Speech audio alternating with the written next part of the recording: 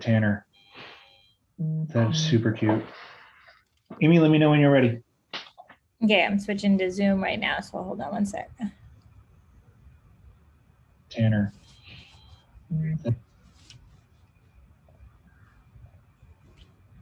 Okay, you're good. Okay, so the meeting was reconvened to open session at 7:04 p.m. Public report of action taken and closed. No action was taken. So that leads us to item number 4, flag salute. So Paul's getting ready, I see. All right, Paul's going to do flag salute. Thank you for that, Paul.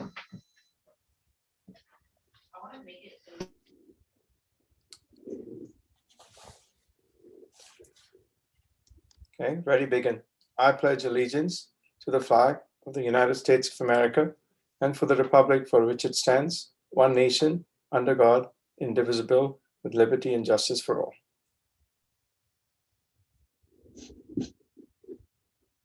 Good job, Paul. Thank you for being willing to do that so often. Okay, community input on agendized items. The public may comment on items listed on the agenda, including the consent calendar, discussion, and action items. Do we have any community input on agendized items, please? We do not. Okay, leads us to item number 6, items for consent.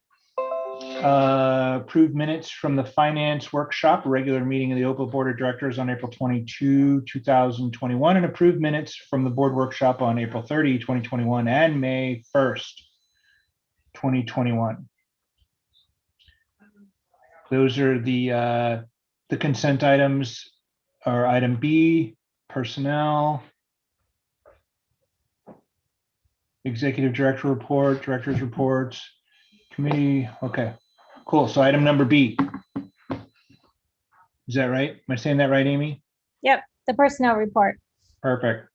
Okay, may I pretty please have a motion to approve the items for consent listed here under B? I make a motion to approve consent items listed in B. Excellent. Thank you. Thank you, Paul. May I have a second, pretty please? I second the motion. Thank you very much, Danelli. Okay, we'll do a roll call vote. So Amy Smith? Aye. Raymond Jackson is aye. And I probably need to cover you specifically, Paul, even though you made a motion just to say your aye, because you could have made a motion just because you want to say no. So, Yep. Paul? Aye. Danelli? Aye. Raymond Jackson is aye, and Delight is not here. So this motion carries. Item number 7, Executive Director Report. All right. Well, I don't have much to report. I'm going to talk a little bit more about it during the instructional update, but I just want to welcome for her first board meeting, Dr. Stephanie Henry, our new Chief Academic Officer. We're very excited to have her here with us at OPA. And also we have a ton of stuff going on. We're at the end of the school year. And so it's a super busy time here at OPA. Our kids have been doing their assessments, which I think Dr. Henry is going to talk about a little bit later on. And we have a lot of end of the year activities coming up that both of our chancellors are going to be talking about in a little bit. But I just want to encourage everyone to make sure that they're checking their emails and really keeping keeping apprised of everything that's going on, because we don't want anyone to miss out on any of the great end of year activities that are coming up.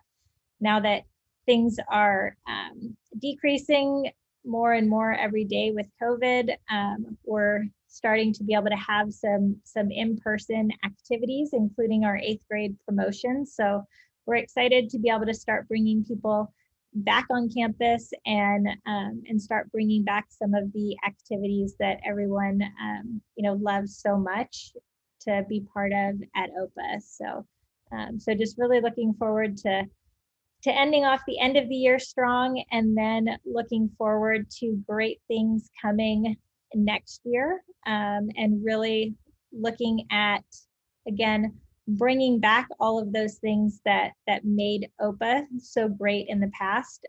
Now that COVID is hopefully,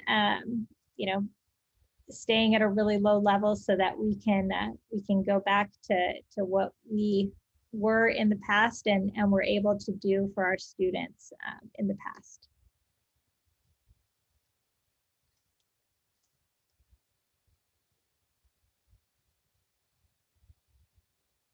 You're muted, Raymond. So director reports. Amy Smith, would you like to lead us off? Sure, I'll be brief. Just a report about the academic, well, should I wait for the board committee, I guess, reports? Yeah, let me wait till the next item, sorry. So I'm good. You can go on to the next. Okay. Janelle? I have no comments. Okay, Paul? Same here. Alrighty.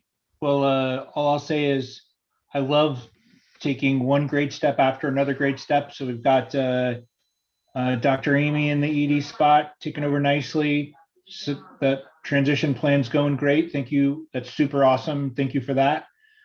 We've got Rosa, and now we have Stephanie. I don't know if anybody here is old enough to remember Romper Room when Miss Sally would hold up her little thing and say, I see Dr. Amy, I see. Anyway, it's awesome to see the staff in the org chart filling out. It's awesome to see Dr. Amy, you and David starting to share some of your responsibilities with capable folks who are excited to step into those roles and carry those forward.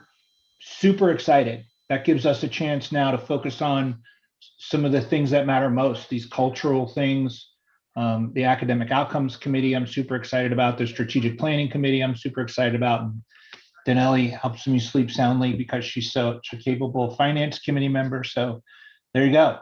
That ends that. That wraps that up. So now we're on to board committee reports. Item number 9. You like how I spent less than 3 minutes on that, Amy? See that? Thank you. Aha.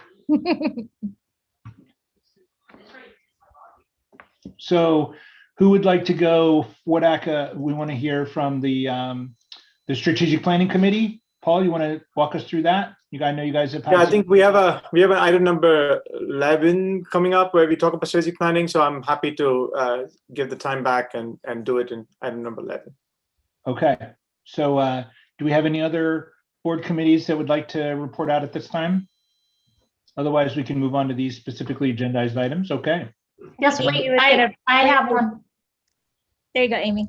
Thank you. Academic outcomes. Sorry, I jumped the gun in the last item. So I just wanted to share that, the board approved the formation of this committee. So we had a little planning group before we started the official committee to make sure it gets set off in a supported manner. So I just want to share a quick update that as a planning group, we reviewed and provided feedback on the strategic planning facilitation guide. We established our first full committee meeting date and time, which will be June 8th. And that will be inclusive of all the stakeholders that are identified in our committee's charter. We also initiated staff working on an assessment inventory. So looking at what is being measured across OPA, how is it being measured, and where are we falling in those measurements? How are we rating? So that will really help inform the committee's work and future decision-making regarding the academic outcome priorities that we set. And then finally, we have intent for our future committee work to really start off with building an OPA graduate profile, thinking about as a student progresses and transitions out of OPA, what skills should they have? How should they be ready academically, socially, emotionally, all of those things. So we want to look at multiple data sources, including what comes out of the strategic planning process, consider of local and state requirements, of course, and then infusing in best practices in TK through 8 education. So again, really excited to have all the stakeholders come together in that committee and get things cooking to really help our students be successful. So thank you. Okay. Okay. So do we have any other board committees that would like to report out under this agenda item? Otherwise, we'll move forward. Okay, so that gives us, that takes us to item number 11 for board discussion, strategic planning committee. That's you, Paul. We're not going to do item 10, Raymond? I figure we just skip all around the agenda, but since you're so fastidious about No, it. no, I can do it. No, if you want me to, I'm happy to do it. No, we need to do item number 10. We Thank can't you. skip item 10. We got Miss Park waiting to tell us how much money we paid. So Yeah, Miss Parikh. Okay, item number 10. Thank you, Paul. Open financial report for January 2021. Miss Parikh. Great, let me share my screen. That's a delightful mantle behind you, by the way. Oh, thank you. Okay, so today I'm going to present about the April financials and then just give you an update on the governor's May revise, which is the budget for the state and how it impacts OPA for next year. So just starting with the financials for April, overall, we're looking pretty consistent to where we've been. So even though we're seeing a little bit of reshuffling in a few areas, we're staying fairly consistent to our operating income for the end of the year. SOC is projected at a $1.1 million operating income, which is about $8,000 higher than what we previously presented.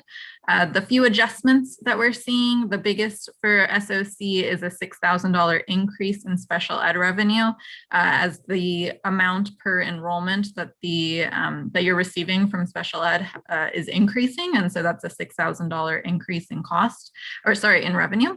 And then the rest of the adjustments, so textbooks, $3,000 small savings based on some truing up of expenses for the year.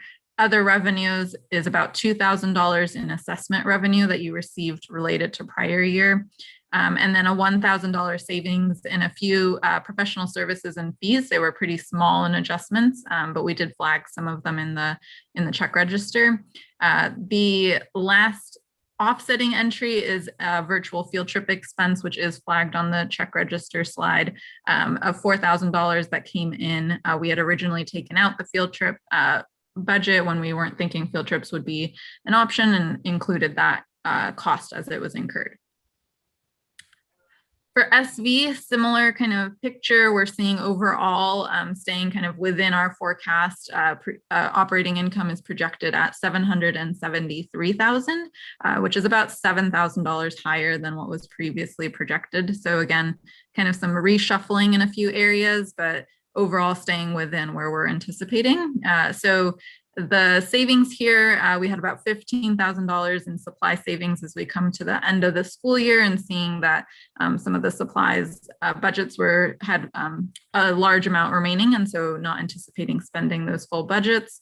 Special ed is the same as SOC, so an increase in the enrollment reimbursement rate per enrollment. So it's about $5,000 in revenue. And then $2,000 is related to prior year assessment reimbursement from the state. For SV, we did see a $6,000 increase in cost in professional services and fees. This was a combination of a few areas, and so that did exceed the forecast and netted to about $6,000. And then the staffing update is additional staffing in terms of that netted to about $9,000 for the rest of the year. So a few added staff members that were approved at the last board meeting. In terms of the check and credit card register, there were only two checks that we did have flagged here. One was the field trip expense that we mentioned on that SOC slide, and then the other was one of the larger professional services costs that resulted in those adjustments at SOC and SV. So those were the only two checks that we had flagged. So the rest of the presentation goes over the 21-22 May revise, which is the revised governor's proposal for next year. Overall, it's looking really positive for K-12 education.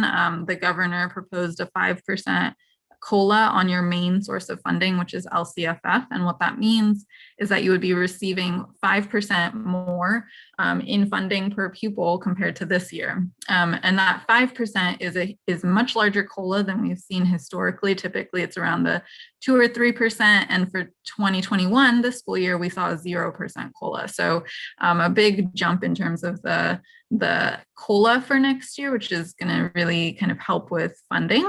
The other funding, there are lower rates of COLA, so special ed about 4%, and then all other state funding about a little shy of 2%. But the LCFF is going to be the big one that impacts the budget. One thing, just as for context, this is the governor's proposal for the budget for next year. The legislature still has to approve all of this, and then the governor has to sign off on the final version of it. We're starting to hear some of the preliminary items that the legislature is looking at, and the 5% COLA looks like it's holding with the legislature as well. And so it's pretty optimistic that that should hold for next year in terms of budgeting. We did include, the governor proposed some additional ongoing funding. It isn't applicable to OPA in the way that the governor has written it. So it would be additional funding for when you're serving students that are in the really low income English learner population. So it's targeting kind of schools that serve majority of their population that are low income and English learner students. This is an area that is up for with the legislature that could be revised, and we're hearing a little bit that this could be extended to schools that serve, some population of low income and English learners. So that could be something that results in additional funding for OPA, but at this point, the way that the governor has proposed it, it would not. The one-time funding, the purple box at the bottom, includes additional one-time funding that would be just for the next year. And this includes funding for professional development, and it also includes funding for things that we're kind of already seeing funding for. So additional interventions, tutoring, some COVID testing, PPE. So kind of the in-person costs of providing education right now, proposing one-time funding around that. These are all subject to change. And so the legislature could propose entirely different one-time funds or take these out and reallocate them elsewhere. So we'll have to see how that plays out. But that is something that if it's passed as it's written right now, OPA could be tapping into some additional one-time funding in addition to the funds that we're already anticipating for the next few years. The other few items to keep in mind with the governor's proposal for next year is for deferrals. We are seeing only a small June deferral. So what that means is that a portion of your June payment would be deferred until the following fiscal year. This year, we saw deferrals from February through June, all deferred into next year. And so this is a big improvement from the current year. From the preliminary information from the legislature, they're proposing potentially getting rid of that deferral entirely. And so that could be even better in terms of cash flow for next year.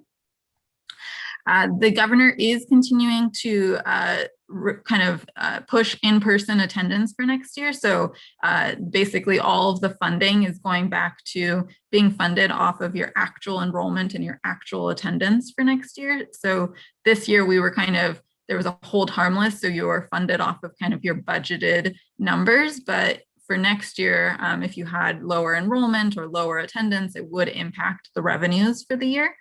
The only way that you would be able to do kind of distance learning would be through an independent study program, rather than kind of this year where there's been more waivers in terms of distance learning options. And then universal transitional kindergarten, basically what this is for TK, for that grade level. Right now, if you turn 5 after December, you get less funding or no funding at all for those students. And so basically the governor's proposing bringing that age down to 4 over the next 3 years. And so that could potentially open up for more students to be enrolled in transitional kindergarten, which could impact funding in the long term. So those are kind of the big items that were proposed by the governor. We'll keep you updated as we kind of hear more. Probably by the next meeting, we'll have a better idea of what the legislature is proposing and can kind of adjust the budget for next year as what looks most likely. So that's what I have, unless there's any questions.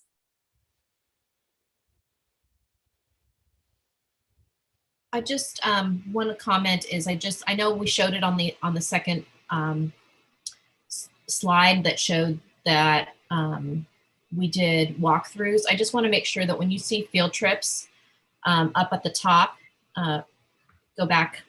Yes, this is what I was talking about.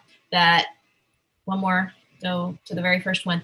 When you see field trips, we're specifically talking about not what people would regularly think are field trips.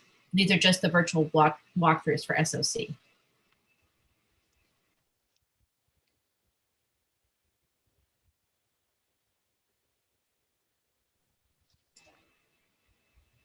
So that's it for me. Thank you.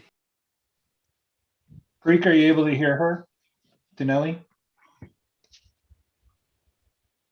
Were you guys not be able to hear me? Yeah, we can hear you. Yeah. Oh, okay. Is Miss Preek, is she able to hear us? Yeah, I can hear you. Oh, Yeah, I great. think, I just wanted to make that comment I for think everyone. Denelli was just making a comment, not an actual Yeah. question. Yeah, not a question. Were there any other questions or comments? I'll stop sharing. Thank you, Ms. Okay. Brake. You're welcome. All right, so that takes us to school updates with Mrs. Alvarado and Mr. Bridges. All right. Mr. Bridges, I will present and share.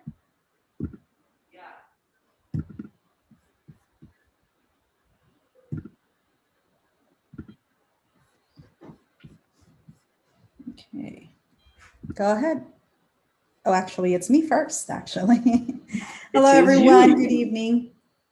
The first thing we want to share with all of you is about the second annual OPA Day of Service that we had this school year. Despite the pandemic and being virtual and hybrid and all of the different challenges that we have faced, our students have continued to make a difference in our community. We had a total of 120 volunteers. Our students, families, and staff members were there, part of this awesome event, and it wouldn't be possible without the support from the city of Mission Viejo, which we partnered and we started last school year, and they provide all the supplies, water for our volunteers, the shovels, the plants, the everything. We just show up and make a difference with their support.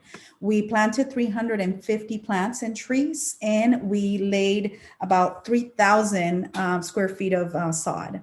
It was a fun event. It was wonderful to see community members walking by. This was at Oso Creek. And as you can see at the top picture, this is, I went to visit a few days before the event. This is what it looked like. And then the after is here. So I'm going to show you a quick little video. It's less than a minute. So you guys can actually, because pictures do not even show all the amazing things that were happening and what was going on during that time.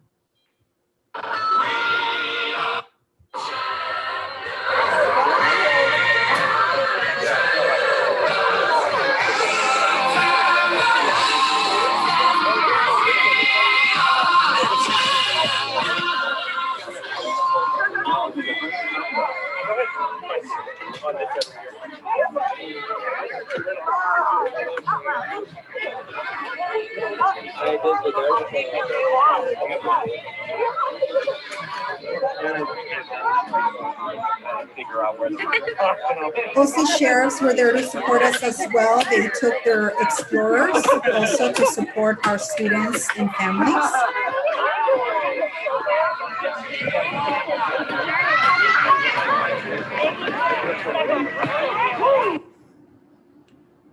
So that was, again, a great event that we all enjoyed. And it was just, and the weather was perfect. Unlike last year, it was raining. Go ahead, Mr. Bridges. All right. So, you know, at OPA, we feel and believe that it's important to reward our students for the great things that they do inside the classroom, both academically and following the expectations for our PBIS implementation. So the administrative team and teachers came together to develop our end of the year awards for both campuses that we will be giving out the last week and presenting to our students the last week of the school year. There is going to be a President's Education Award for 6th and 8th grade. There's an Excellence Award and an Achievement Award to go along with them. They both have different requirements. Usually, I think it boils down to met and exceeded and just exceeded, and then 3.75 grade point average and above. We have achievement awards. Our students 1st through 8th grade can make the chancellor's list for a 4.0 GPA for the trimester, the dean's list, 3.5 to 3.9 for the trimester, and our outstanding champion award for our TK and kinder students, all those on their trimester report card.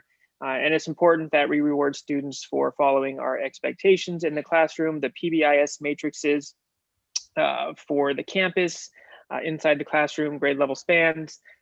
So we have our Safe Scholar Award, Respectful Scholar Award, and Responsible Scholar Award. So these are the awards that we will be presenting to our champions the last week of school. We shared the criteria with our families this past Sunday in our Sunday message so that everybody is aware of the awards and the criteria for those awards. Saddleback Valley update. As Dr. Kernan stated earlier, this is the busy time of year. We're running out of days to still complete a lot of things on the campus. End of the year testing is taking place at Saddleback. Our 5th and 7th grade champions completed their math placement testing for the 2021-22 school year. So we will use that information, that data, to determine which students will qualify for the accelerated math program in middle school and which students will be placed in their grade level math classes. Our K-8 champions completed their iReady diagnostic last week.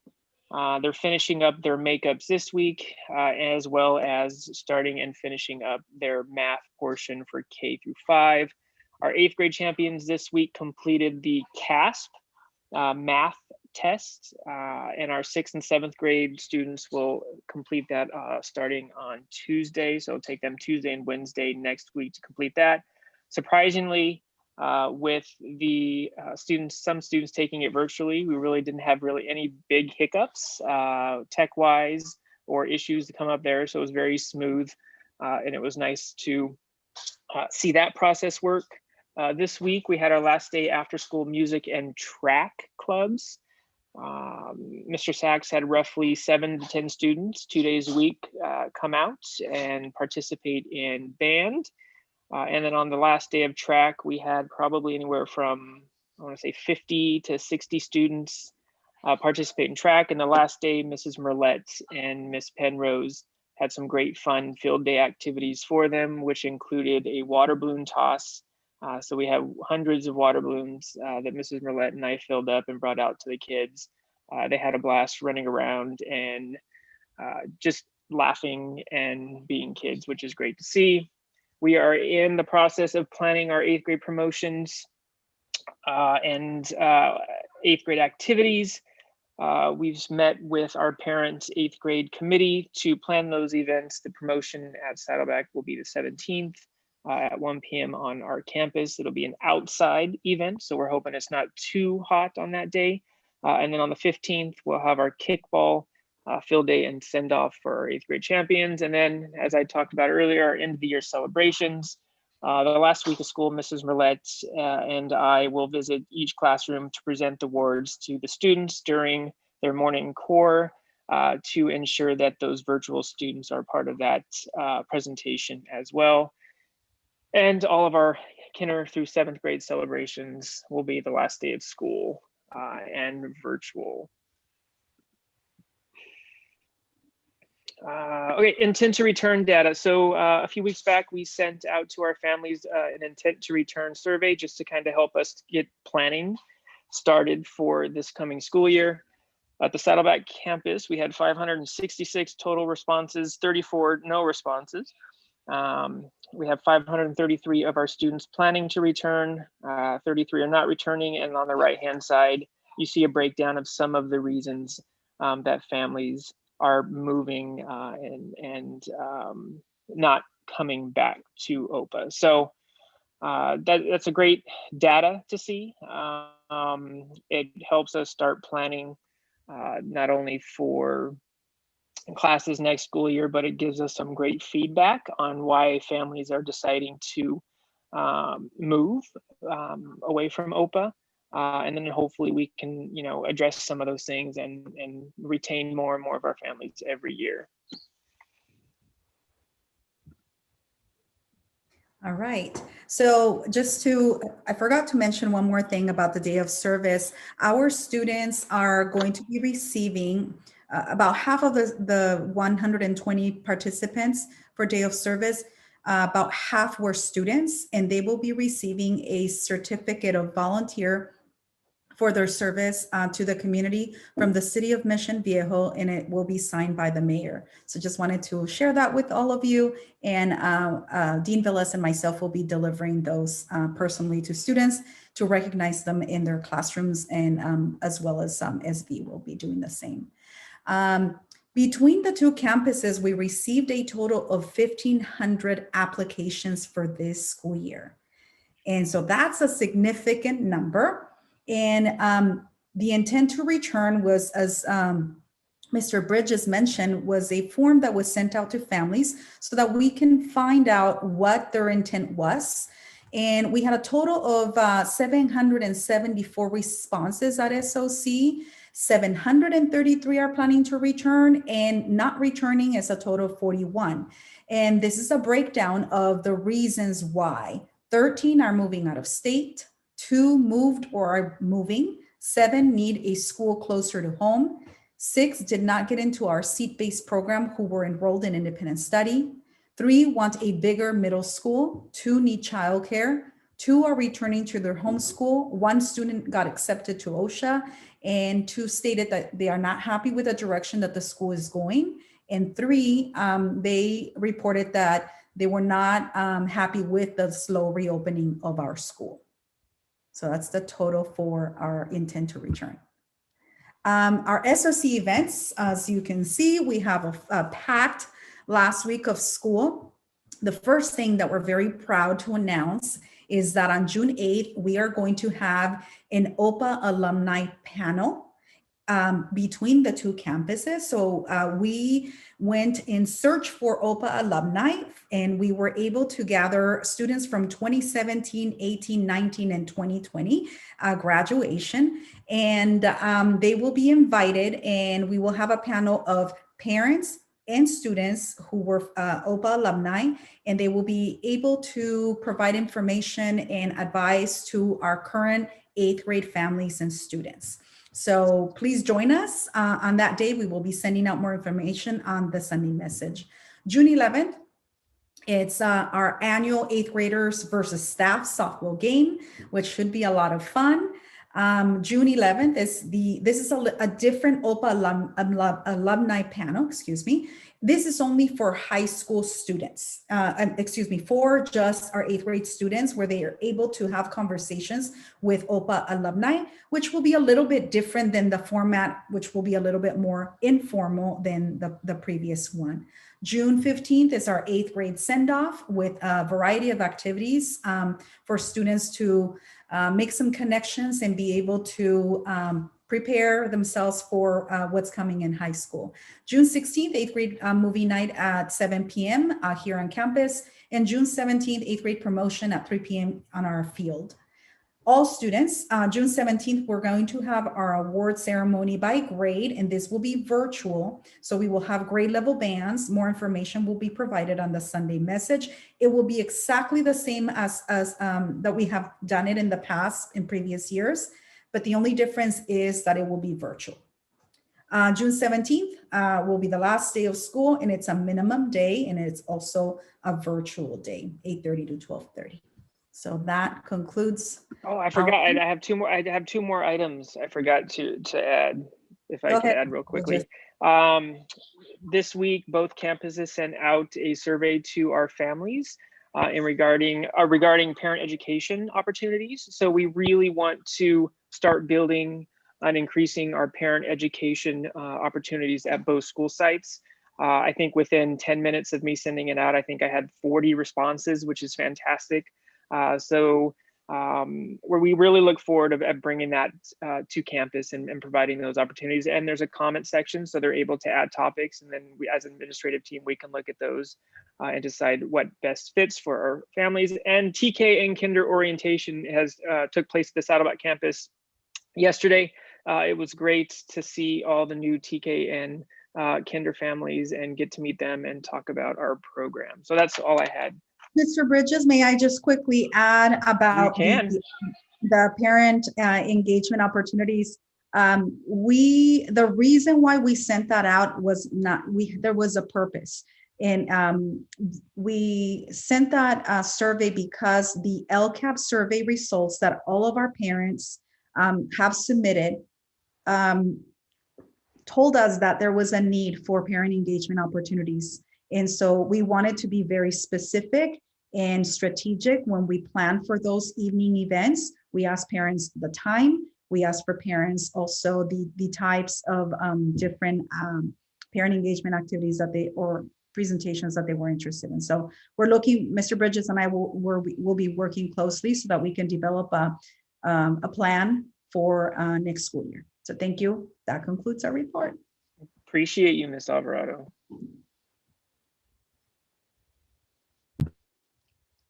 You're muted, Raymond. Thank you very much, Ms. Alvarado, Mr. Bridges. That leads us to the operations update, Mr. Bartley and Ms. Palomino. Sorry, before we jump, are we allowed to ask questions about that or the presentation? You sure are. Sure. Just a quick one, and this might be for Dr. Kernan. I'm just process, and I'm learning since I'm new. So when a survey is given about, reasons for exit to families, and it's not like a location issue, but there are other concerns, what kind of, if any, follow-up is done when those are presented that they're intending to leave, to maybe see if anything can be resolved? Or is it just we get the results and then everybody keeps it moving? Well, we do, as part of that survey or intent to leave or return survey, we do ask them why they're leaving, and so they are able to give us and actually there is a box for them to be able to kind of more expand on their answers as to why they're leaving.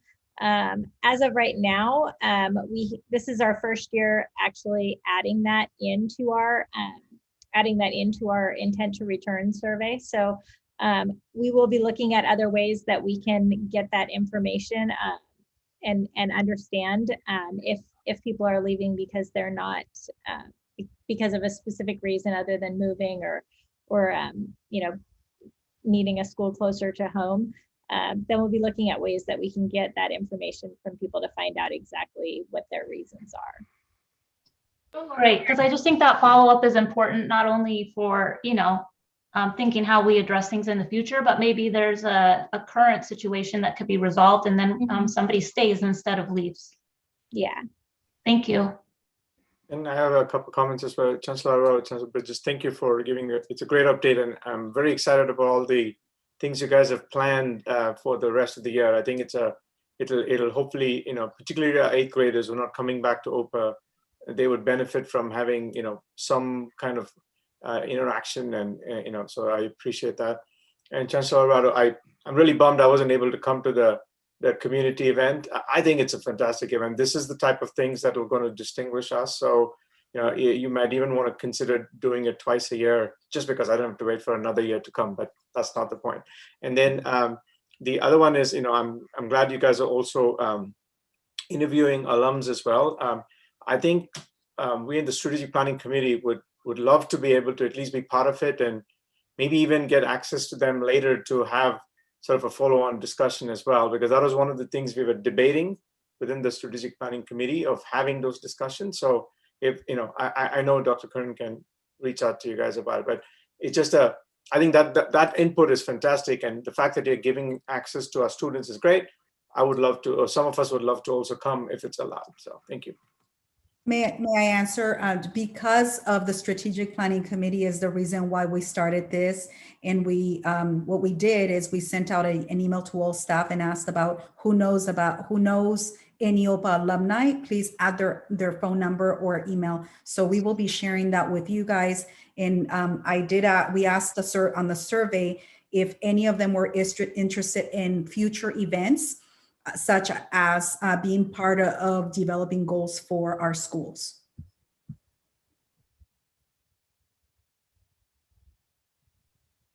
And Ms. Alvarado, I have a question as well. Are the answers to these questions, is it kind of multiple choice or is it just fill it in? Or the intent to return? Or intend not to return, yeah.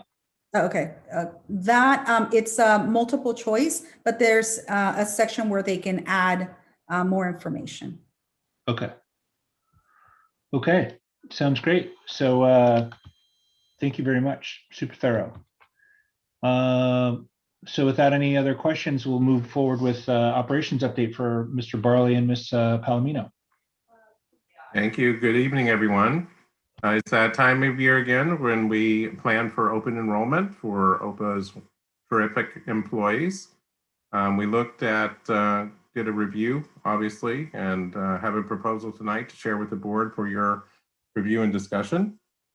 We looked at four main, next slide, kind of the strategic way we look at this is our broker looks at the main medical carriers in California.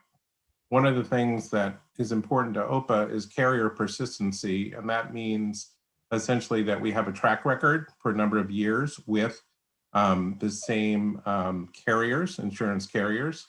We look at employee communication and how we will actually, hold the open enrollment coming up and what will have least change to employees when we look at carriers and offerings.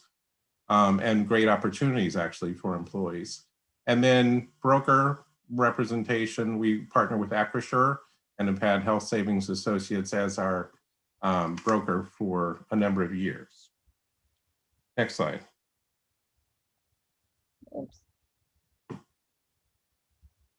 All right, and then healthcare update. As we all know, the impact of COVID. We've had free vaccinations in the U.S. We expect that there'll be increased demand for physicians at this point and carriers at this point as we come out of COVID, fortunately, and then increased mental health issues is something that we've seen. And we do have an employee assistance program through our medical carriers, and that continues this year. They also help us with ACA compliance and 1095 reporting. Next slide. This executive summary is for the board. It shows the total number of employees that are enrolled in the program full-time, some of the demographics of our employees, the percentage of our employees who are enrolled in our medical plans, dental and vision. You can see it's actually very high, okay, and we're pleased to see that. In the lower right corner, I wanted to call out the plan cost for this year, is estimated at $974. OPA budget is based on a very generous $11,000 per employees multiplied by those 91 employees, gives you that 1 million number. And then OPA spend, it's based on actual billed enrollment. The majority of the spend is for medical and then to a lesser degree for dental and vision. And then the OPA spend to budget number there, the -16, shows that OPA is 16% below our budgeted costs of $1 million due to the fact that not all eligible employees are enrolled. Next slide. Renewal analysis, this really shows the board our current plans and numbers, okay, for this year. Renewal highlights I'll call your attention to on the right side. Our broker did get concessions for United Healthcare, a little bit better pricing, Principal Delta, as well as, we talk about migration. Last year, we offered the Harmony program with United Healthcare. So that's just 1 year in existence. It's a narrow network, but it meets the budgets and needs of a lot of our employees. So that has been a good benefit throughout this year, which will continue. Next slide. Wanted to let you know that we did look at United Healthcare, Anthem, Cigna. Really, all of those carriers were asked to quote us. And then ancillary, dental, vision, life.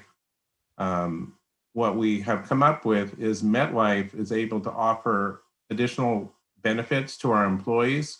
So instead of having one plan, as we've had in the past, we're going to offer a two-step plan. Gives employees options. There's a low plan and a high plan, which depending on people's dental needs, for instance, they would have an option to choose what they need with regard to orthodontia, major procedures such as root canals, implants, those types of things. The other thing with MetLife, from an life insurance perspective, there's some great options there. So I'm pleased to report that it'll enable a higher guarantee face value for life insurance, up to $100,000 without a medical examination. And then the total that can be purchased by an employee is raised from $300,000 to $500,000.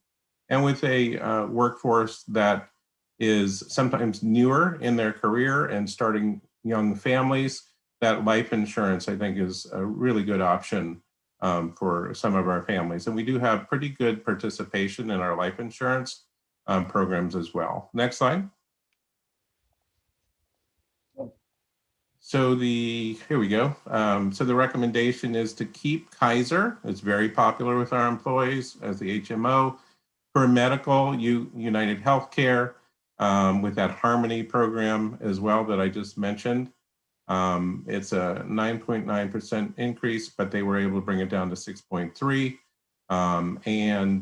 So we're going to renew with United Healthcare. So again, keeping medical the same for everyone. So we have that persistency over 3 years. This will be 3 years. For dental, we are going to be replacing Principal and recommending with MetLife, right? It's a better offering. Just I talked about 2 different options, high and low. And those other vision is still a vision service plan, VSP. And the other programs you can see being replaced with MetLife, there are no increases from a cost perspective. We also offer Colonial Life for ancillary additional insurance that employees may opt to choose to pay for on their own.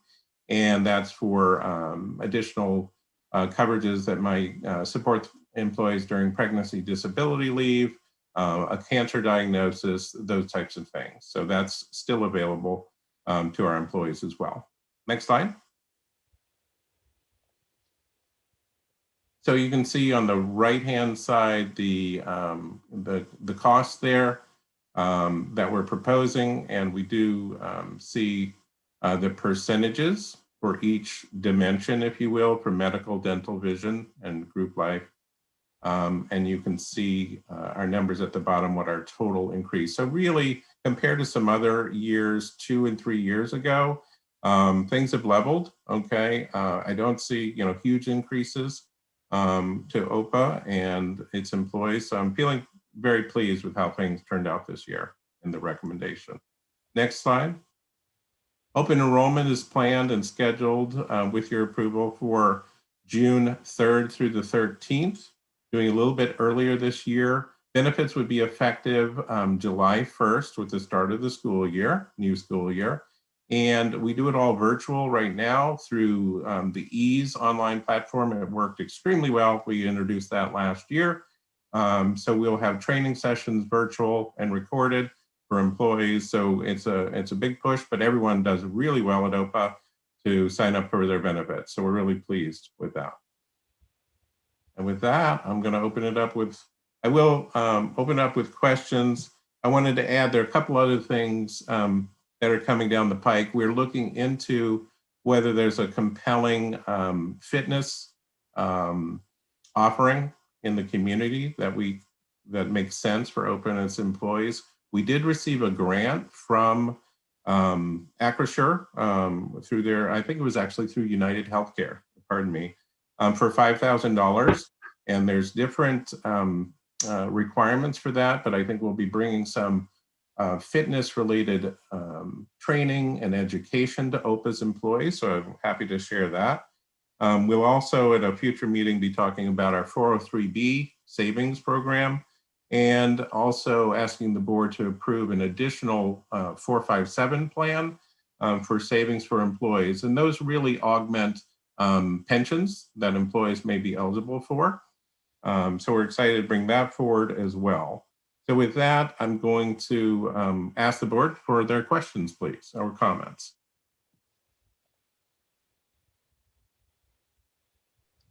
Mr. Valley, one question for you. Is the employee contribution going up this year?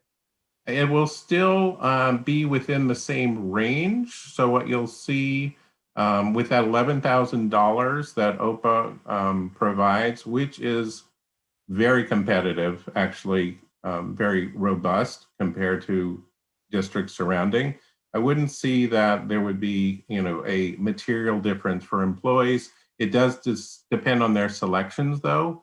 So if they were decide to go to the high plan of dental, that may cost them a little bit more money this year. It depends really on, it's a cafeteria, so it depends on what their needs are, Mr. Kagu. Yeah, and we are absorbing any kind of increase within our budget and not passing it on to the employees. Okay, that's yes. It would be, it depends obviously if it's single coverage for an employee or a family married with children. There's some differences there, and then the employee does absorb those costs because it's over our budget. Yeah. Anything else from anyone? So just to be clear about that, David, so OPA has an amount of money that we put forward for every employee. Yes. And if the employee chooses to have a plan that's more robust than the amount of money that we put forward for everybody, then their contribution would go up. Absolutely, and it depends on the number that they may be covering in their family as well. Yeah. Okay. And then if last year I didn't change anything between last year and this year, but the rate plan went up, then that is the 11,000 that we contributed last year the same we're contributing this year?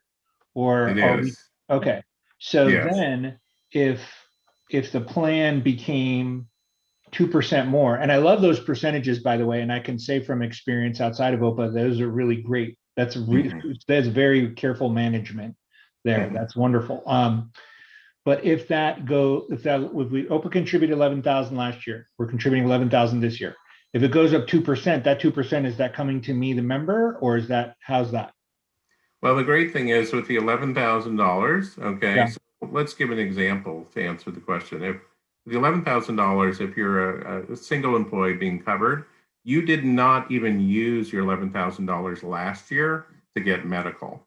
So you're already below. So with a 2% increase, you're still going to be below the $11,000 as a single employee. Okay. Okay. So there's a little bit of cushion there that we're able to offer medical, dental, vision, kind of the main pieces within the $11,000 for a single employee, and let's not hit that maximum. Okay. And at what point do we relook at that $11,000? So it was 11,000 last year, it's 11,000 this year. Yeah. Do we do it every other year? Do we do it? We did last year, and we have a pretty good sense actually of what our sister districts, if you will, in the area offer. And that's one of our great recruiting benefits that we talk to employees about, is that we're higher than other districts. And we did this last year and presented it, but we can always share that with the board just for their edification. Okay. Okay, great. Any other questions for Mr. Barley and Mrs. Palomino? I will, if we're finished with benefits, I do want to turn it over to Rosa Palomino, our Director of Fiscal Services. She has a few things she's been working on that she wanted to share just very quickly. Rosa? Yes, thank you, Mr. Barley. Yes, so I've been very busy with LCAPs from 1920 annual updates, 2021 annual updates, and the upcoming fiscal year's budgets. We've been working closely with Amy, Dr. Amy Kernan, Dr. Stephanie Henry, and both chancellors, Ms. Alvarado and Mr. Barrett. So we're very busy with that.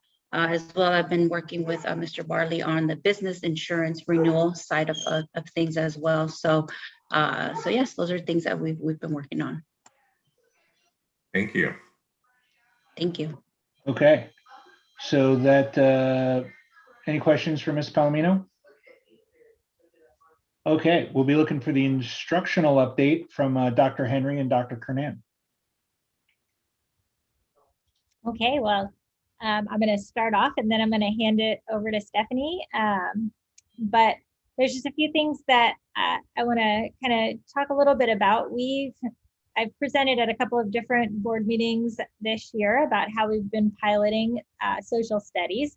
We're really excited to finally be getting new social studies curriculum, and it's actually our last major curriculum adoption. So over the last couple of years, our teachers have been really busy getting to know and implement new curriculums. So we have had a new ELA adoption, a new math adoption, and a new science adoption. And so social studies kind of rounds us out and makes it so that all of our curriculum is standards-based, very highly rated, and you know, a newer adoption with lots of, you know, interactive and interactive pieces and technology. So our teachers piloted a couple of different social studies curriculum. So in grades K and 1, they piloted McGraw-Hill and Savvis. Savvis used to be called Pearson, now it's Savvis. In grades 2 through 5, they piloted TCI and Savvis, and then in grades 6 through 8, they piloted TCI and Cengage. And they came up with these different curriculum choices to pilot after having a curriculum fair where we had pretty much all of the vendors from the top rated social studies curriculum come and talk to the teachers and give them samples. And then they chose two publishers to pilot from there. In grades TK1, when they compared Savvis with McGraw-Hill, it was overwhelmingly selected for Savvis. They rated it effective or extremely effective in all different areas: online activities, engaging for students, support for our diverse student populations, enrichment for students who may be going kind of above and beyond, assessments, and available teaching strategies and materials for teachers. It covers all of the standards, has technology resources embedded, and the teachers found it very user-friendly. So that compared to McGraw-Hill, again, it was very much towards Savvis. So McGraw-Hill, none of our teachers selected. The biggest issue they found was that it had too many books. Students had 3 different textbooks, and so first graders trying to figure out which textbook to open at any given time was very confusing. They also found that it was not rigorous enough. We know that our teachers really and our community really expects for our curriculum to be rigorous and have high standards, high expectations. And so they found that McGraw-Hill was not rigorous enough.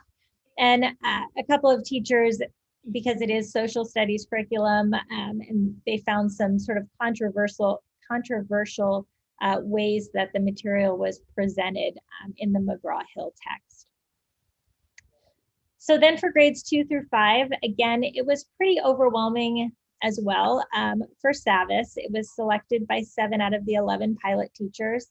Again, extremely effective and effective actually by all users in pretty much all areas, but definitely by those 7 pilot teachers who pretty much all rated it extremely effective.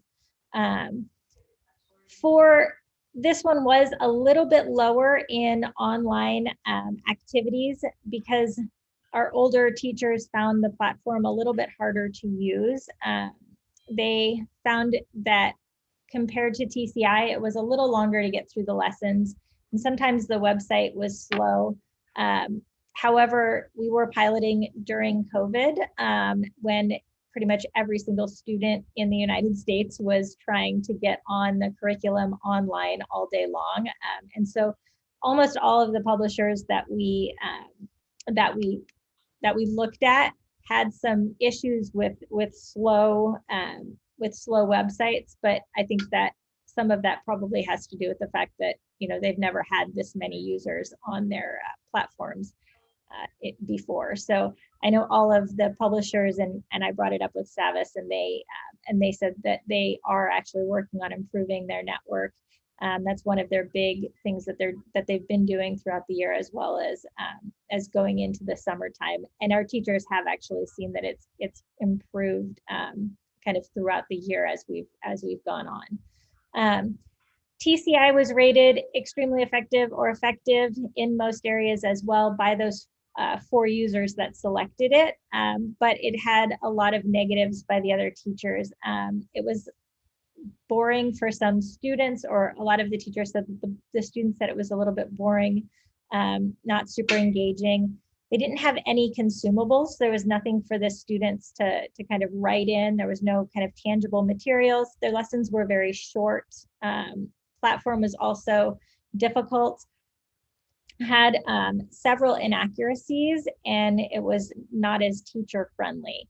And it really, you know, most of our teachers said with the shorter lessons that it wasn't, definitely wasn't as rigorous as the Savvis materials. So the K-5 teachers are planning on adopting Savvis, My World Interactive Social Studies. We're doing a 5-year or we're going to, later on tonight, we're going to be bringing forward a 5-year adoption. It includes online access, all of the supplemental materials, and all of the core curriculum for our K-5 students for the length of the adoption. The total cost of the materials is $137,487. When we get to the actual item, there's also some tax included, so it does bring the price up a little bit with the tax, and I'll kind of go over that when we actually get to that item.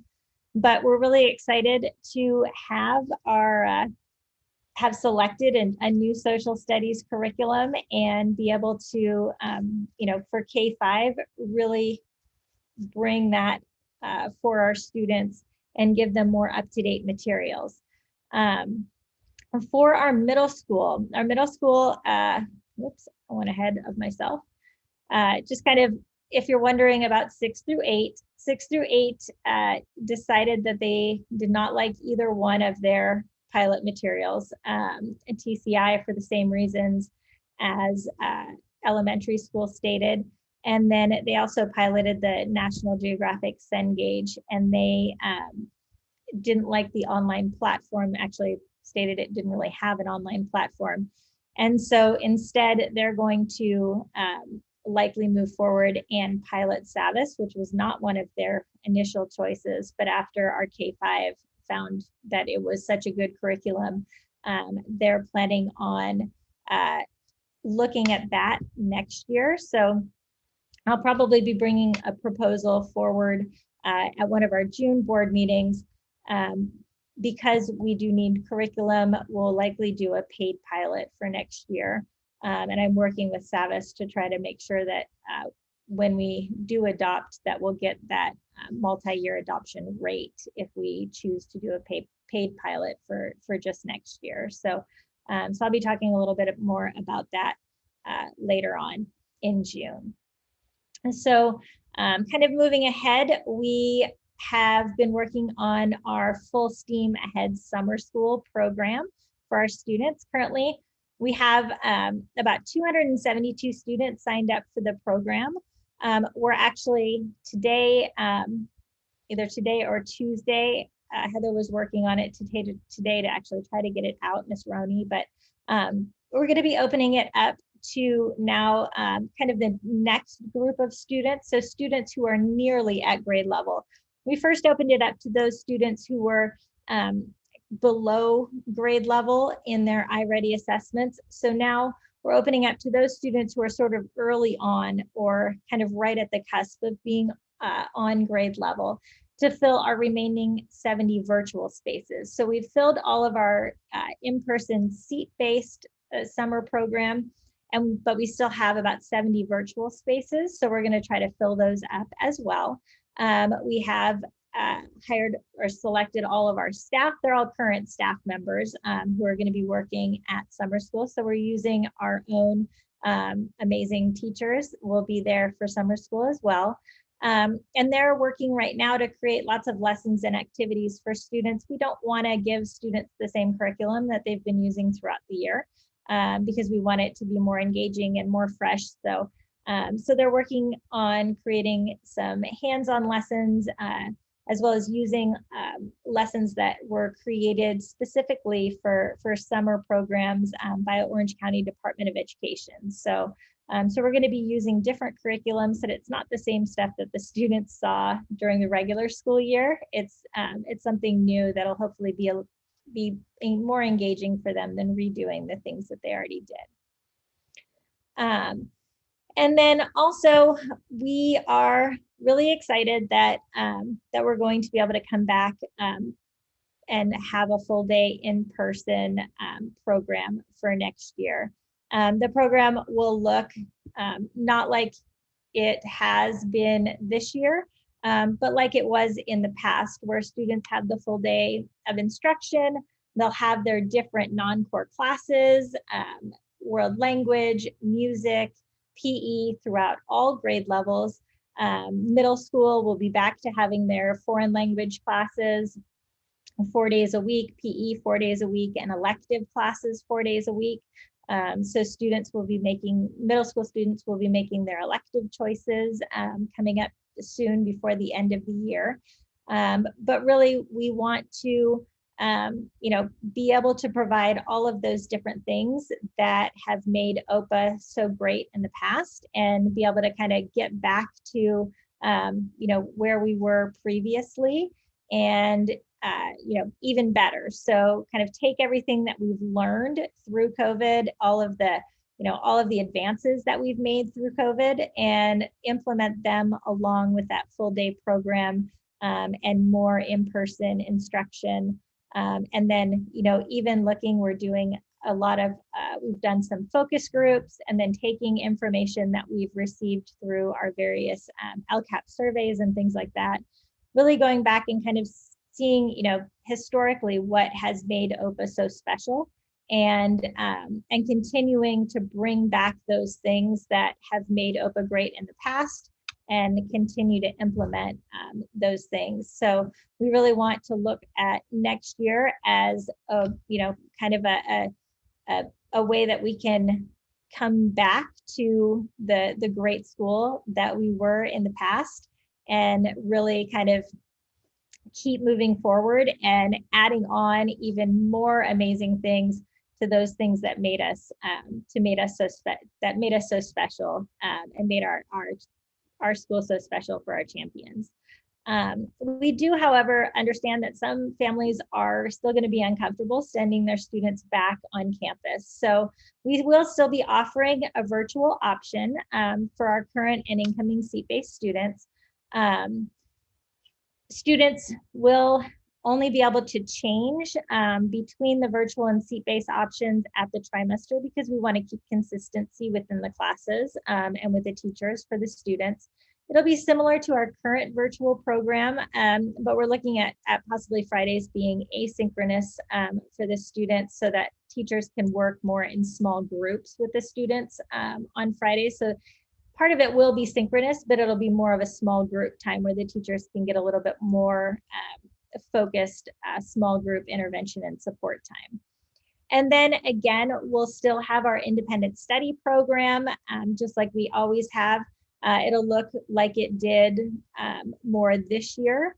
It was a much more robust program for independent study students. And also some of the independent study laws have changed to where we do need to provide more synchronous instruction. So we already went there during COVID and totally up the amount of synchronous instruction that our independent study students are getting. So we're already totally on par and actually above and beyond what the new legislation says we need to do. But it's really just good instruction, making sure that our students are getting a lot of a lot of time with their teachers and a lot of synchronous instruction. So so again, we'll have all three of those options, and we're going to be asking families to select those options coming up in the next week. So we're going to be sending out a form to parents to select their final placement option for next year. It'll come out on Tuesday. They'll need to select their program by June 8th because we really do need to make sure that we are ready for staffing for next year. So we need to know how many virtual students, how many in-person students, and how many independent study students we have, because we do want to make sure that we're able to get staff in place early so that we have the best staff if we do need to hire any additional staff members to cover the program. And then really, because our regular program is that seat-based program, if we don't receive the placement selections from parents, we will try to reach out to them on multiple occasions, but the default will be just our regular seat-based program. So parents don't have to worry about their student being put into the virtual program if they don't respond. The default actually is going to be just our regular seat-based program. So now I'm going to hand it over to Dr. Henry to talk about some testing and other things. Thank you, Dr. Kernan. We did hear from Chancellor Bridges a little bit of assessment update in the school updates, but this might be a little bit more thorough for you. So our students were taking the iReady diagnostics for ELA, K-8, and for math in grades K-5. 90% of our students from both Saddleback Valley and South Orange County completed the ELA iReady end-of-year diagnostics over the last week. We had 4% of our students still have those assessments in progress, and 6% have not started yet. 59% of our champions also completed the math iReady end-of-year diagnostic, and 28% of those were in progress, and 13% had not yet started. And iReady testing will continue next week. For our math placement, which is our MDTP, for SV and SOC, our champions in grades 5 through 8 started the MDTP before those students took the math CASP, and students will be finishing that assessment next week as well. We were able to give the math CASP test, which is the Smarter Balanced Assessment for grades 6 through 8. And our champions were able to take those in both remote and in-person learning, whichever learning model that they were in. Our Scholar Academy students are taking the assessment with their assigned accommodations, and makeup testing will continue into next week. We were able to run some completion reports for our 6th grade math CASP completion. For SOC is at 89%, and SB will start that test next week because they did the MDTP first. 7th grade math CASP completion rates as of today at 3 o'clock were at 84%. And again, SB will be testing that grade level next week. And our 8th grade math CASP completion reports for both schools as of today was over 90%. And here's some feedback that we had from our teachers and our champions, that there were very few issues that first week of testing. Only a handful, meaning 5 or 6 students may had to come and trade devices if their devices were outdated, or we had a few that maybe the secure browser was not uploaded onto the device. So we were able to fix that. Students were able to log in successfully with little to no issues, and teachers were able to use the video conferencing and chat functions within the assessment to communicate with students during the test. Students are reporting that they are taking the test seriously and that they feel confident that they did well. A side note is that the math CASP assessment this year, because of COVID and the situation, the state reduced the test to about half the length. So our students were finding that they were getting anywhere between 14 to 16 short answer questions, when in a typical school year, that could be around 35 of those questions. I do want to give a shout out to our deans, Velez and Roulette, for helping to coordinate testing. And of course, all of our amazing teachers that have rallied to do remote testing for the first time really ever. So great job to the sites. Thank you all so much. Any questions?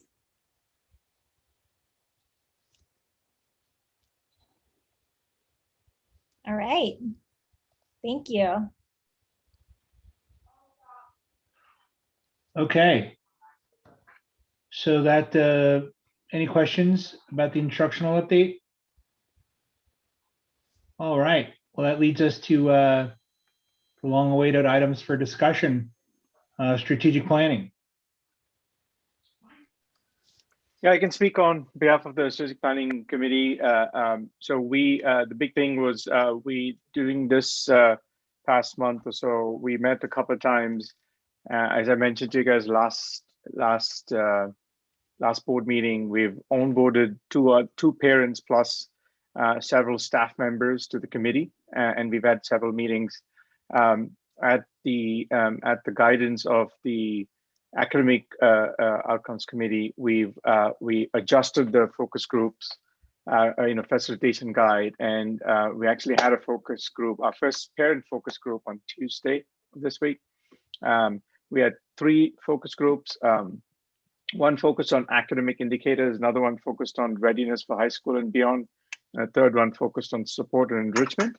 It was a 90-minute one. On an average, we had between 4 and 5 parents in each group.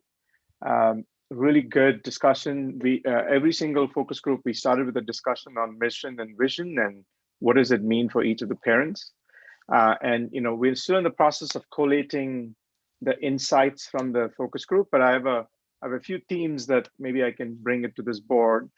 And before I do that, the next steps is Dr. Kernan is trying to organize 2 additional sets of focus groups, one with the staff members and another one with the student population right now. And my apologies to the rest of my board colleagues. There was a snafu in terms when we sent the invitation, and I think we missed sending it to you guys. I know we sent it to you on the day of, so we will make sure that you're able to join the other focus groups, but we apologize for that.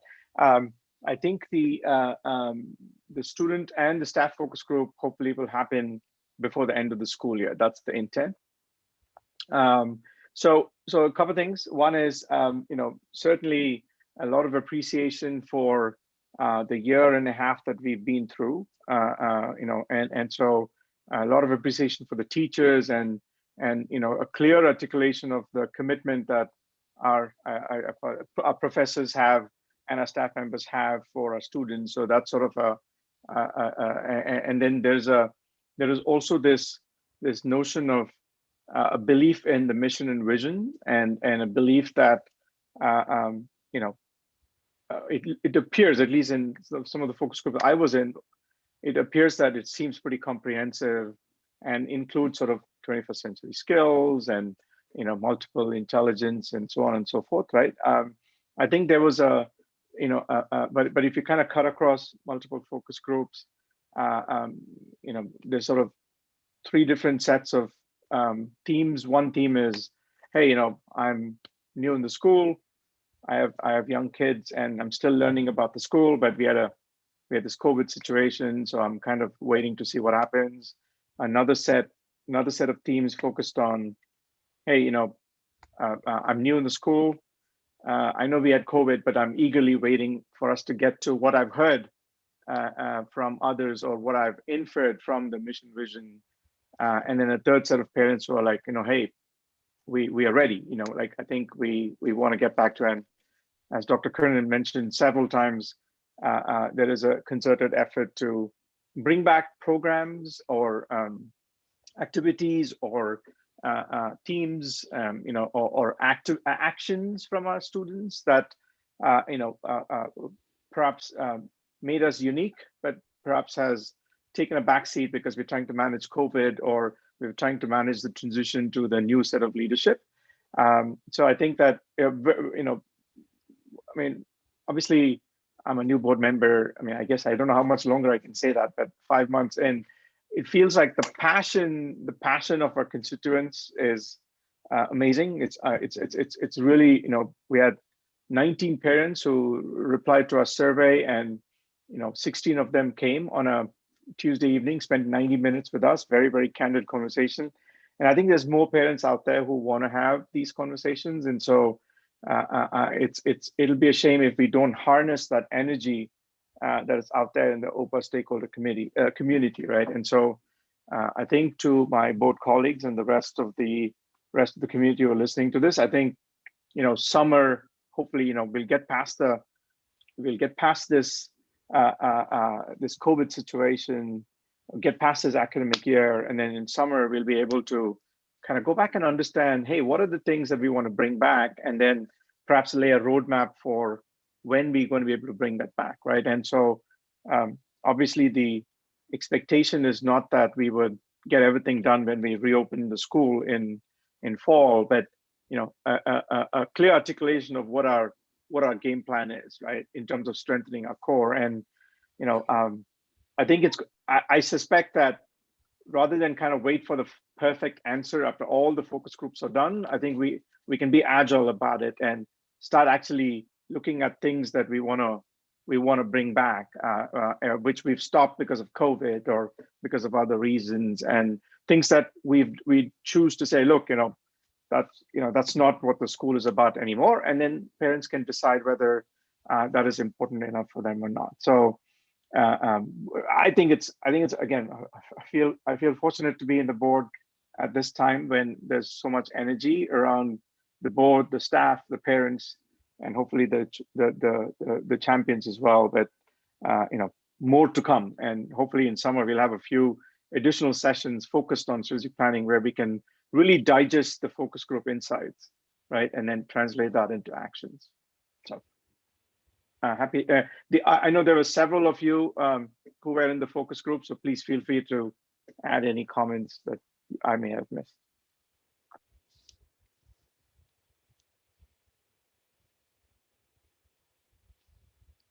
I'll just add just that the focus groups were, I just want to thank everybody for coming to the focus groups and being so open and sharing all of your ideas and insights. It definitely helps us to really kind of gain a better understanding of where we need to go moving forward. And everyone just seemed so excited and so so positive about the things that we're going to be doing in the future. So I just really wanted to thank everyone for, like Paul said, taking the time and being a part of that.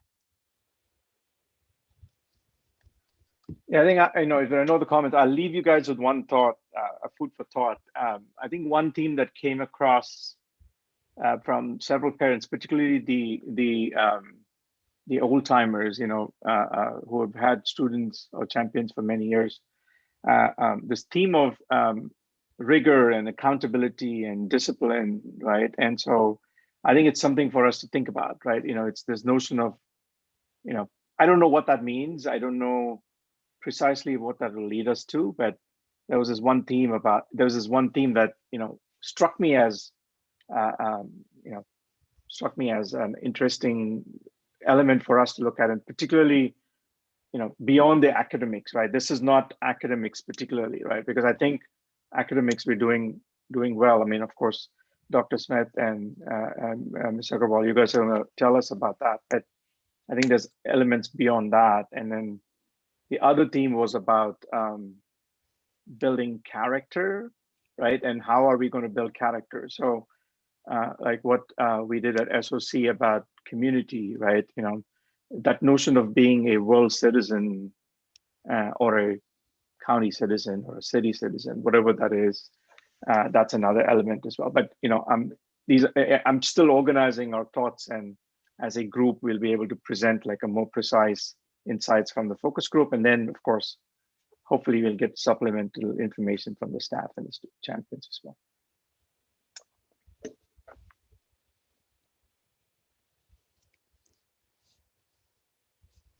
Damon, you're on mute.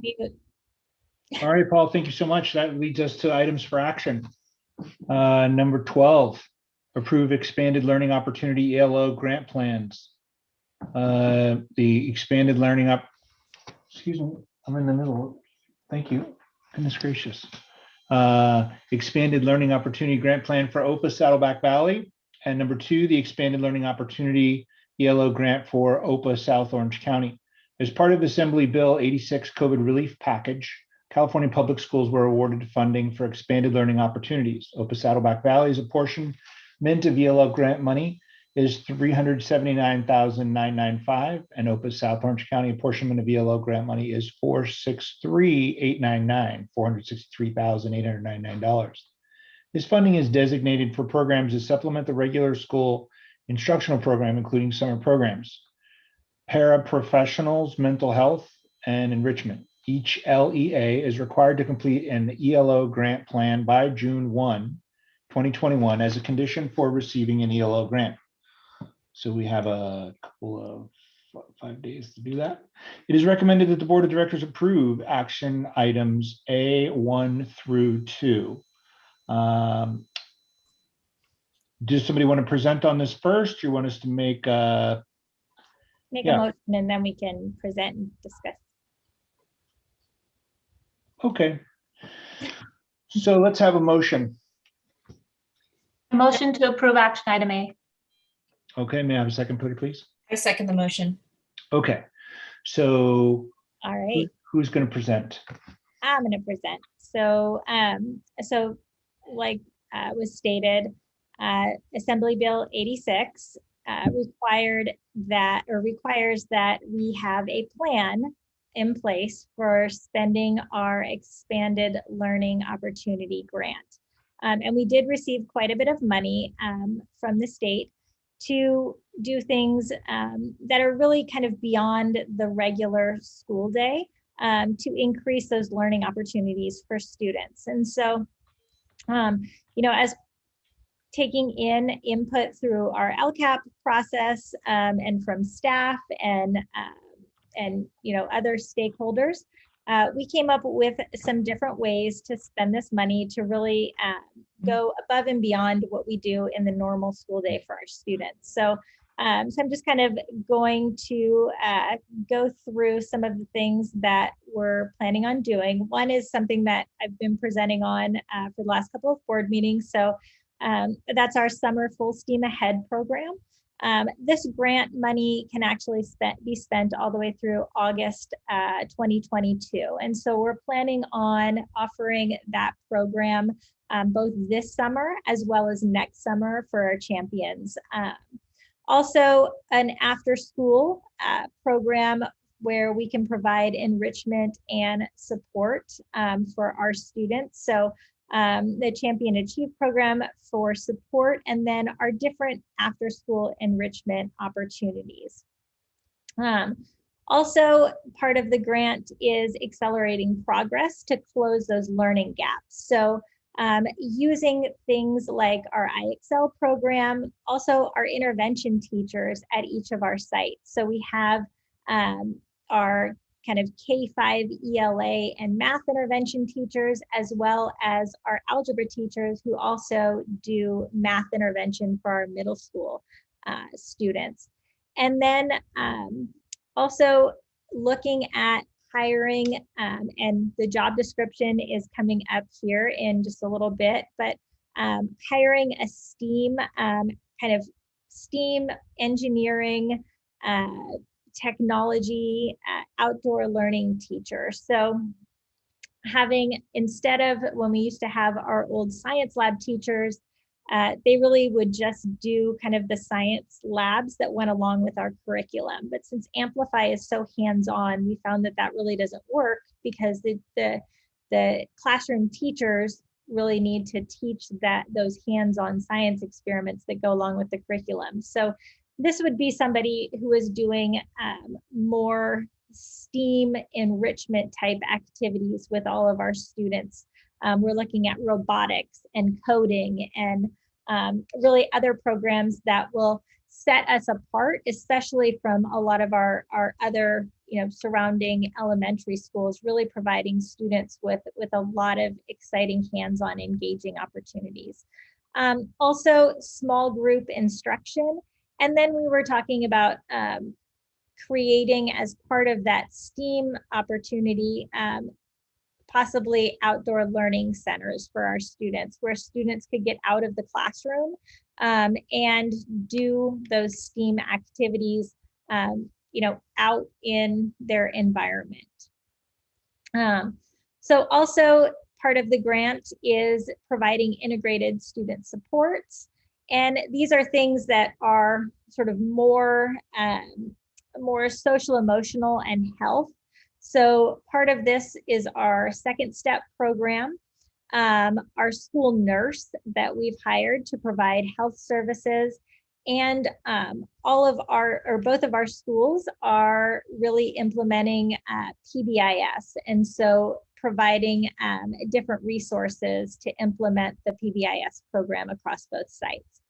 And then another thing that we can spend grant money on are community learning hubs that provide students with access to technology and high-speed internet. We're not really big enough to actually have full community learning centers, but we do provide hotspots and internet access for those students who don't have internet access at home.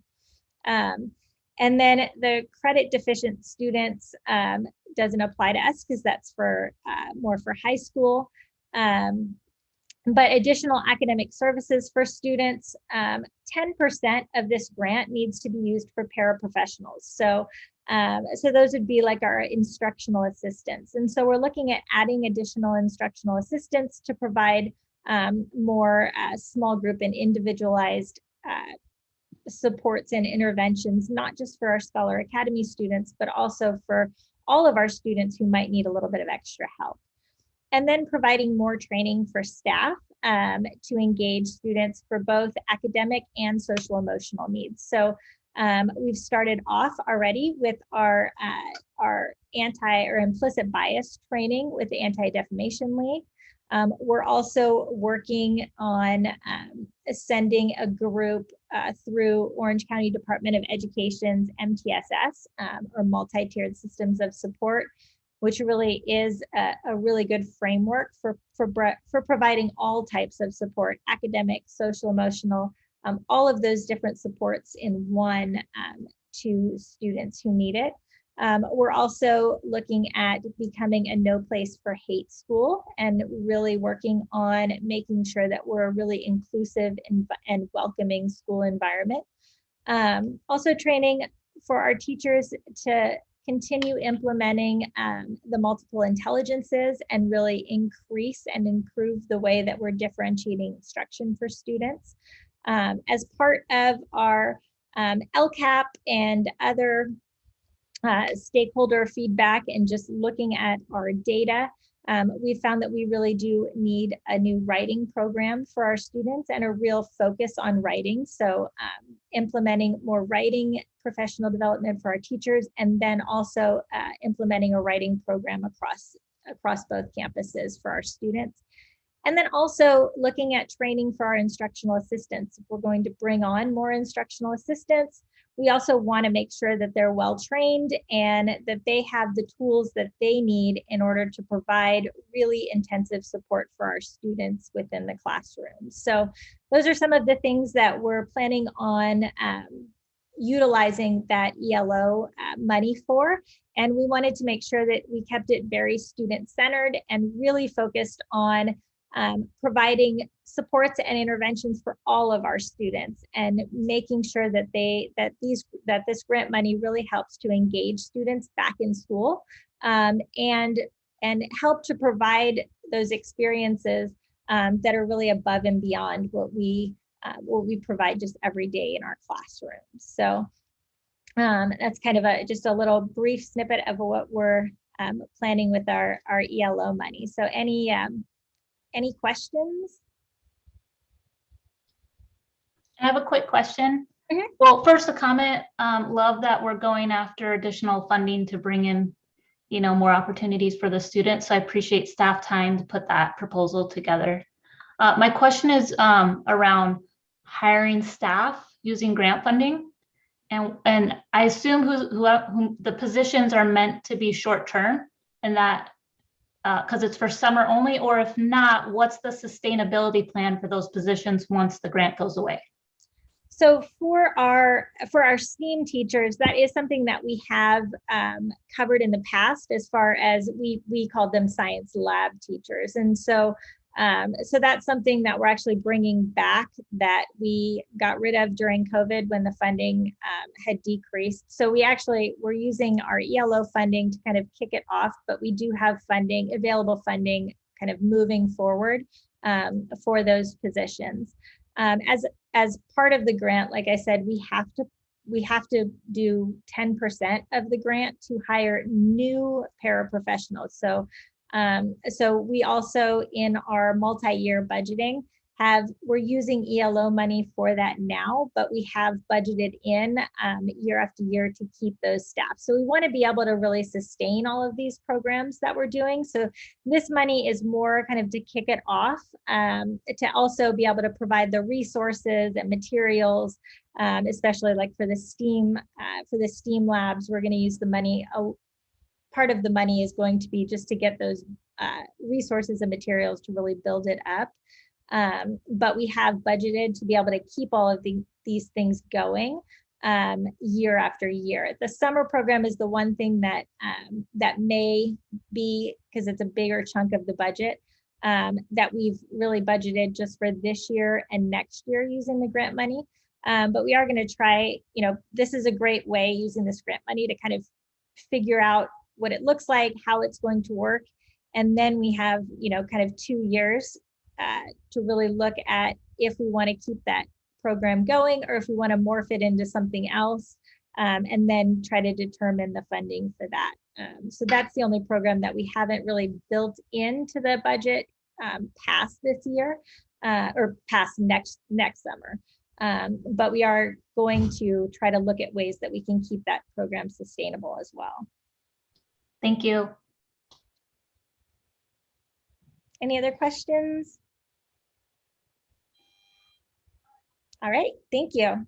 Okay, so we have a motion and a second. We'll do a roll call. This is for approving the expanded learning opportunity grant plans for both Saddleback and South Orange County. So we'll do a roll call. Danelli? Aye. Jackson is aye. Paul? Paul is aye. Amy? Aye. Amy is aye as well. Delight is absent, so this motion carries 4 to absent. Okay, that leads us to item number B, only 17 more items for action to go. Approve Education Protection Act plans and resolutions. 1, Education Protection Act EPA plan and resolution for Opa Saddleback Valley, and 2, Education Protection Act EPA plan and resolution for Opa South Orange County. The Education Protection Account EPA provides local education agencies, or LEAs, with general purpose state aid funding pursuant to Section 36 of Article 13 of the California Constitution. The APA funding is a component of an LEA's local LCFF. Entitlement is calculated in the principal apportionment. We would abbreviate that PA. All public schools are required to approve how funds received from the Education Protecting Act are spent at an open public meeting. It is recommended that the Board of Directors approve action item B 1 and 2.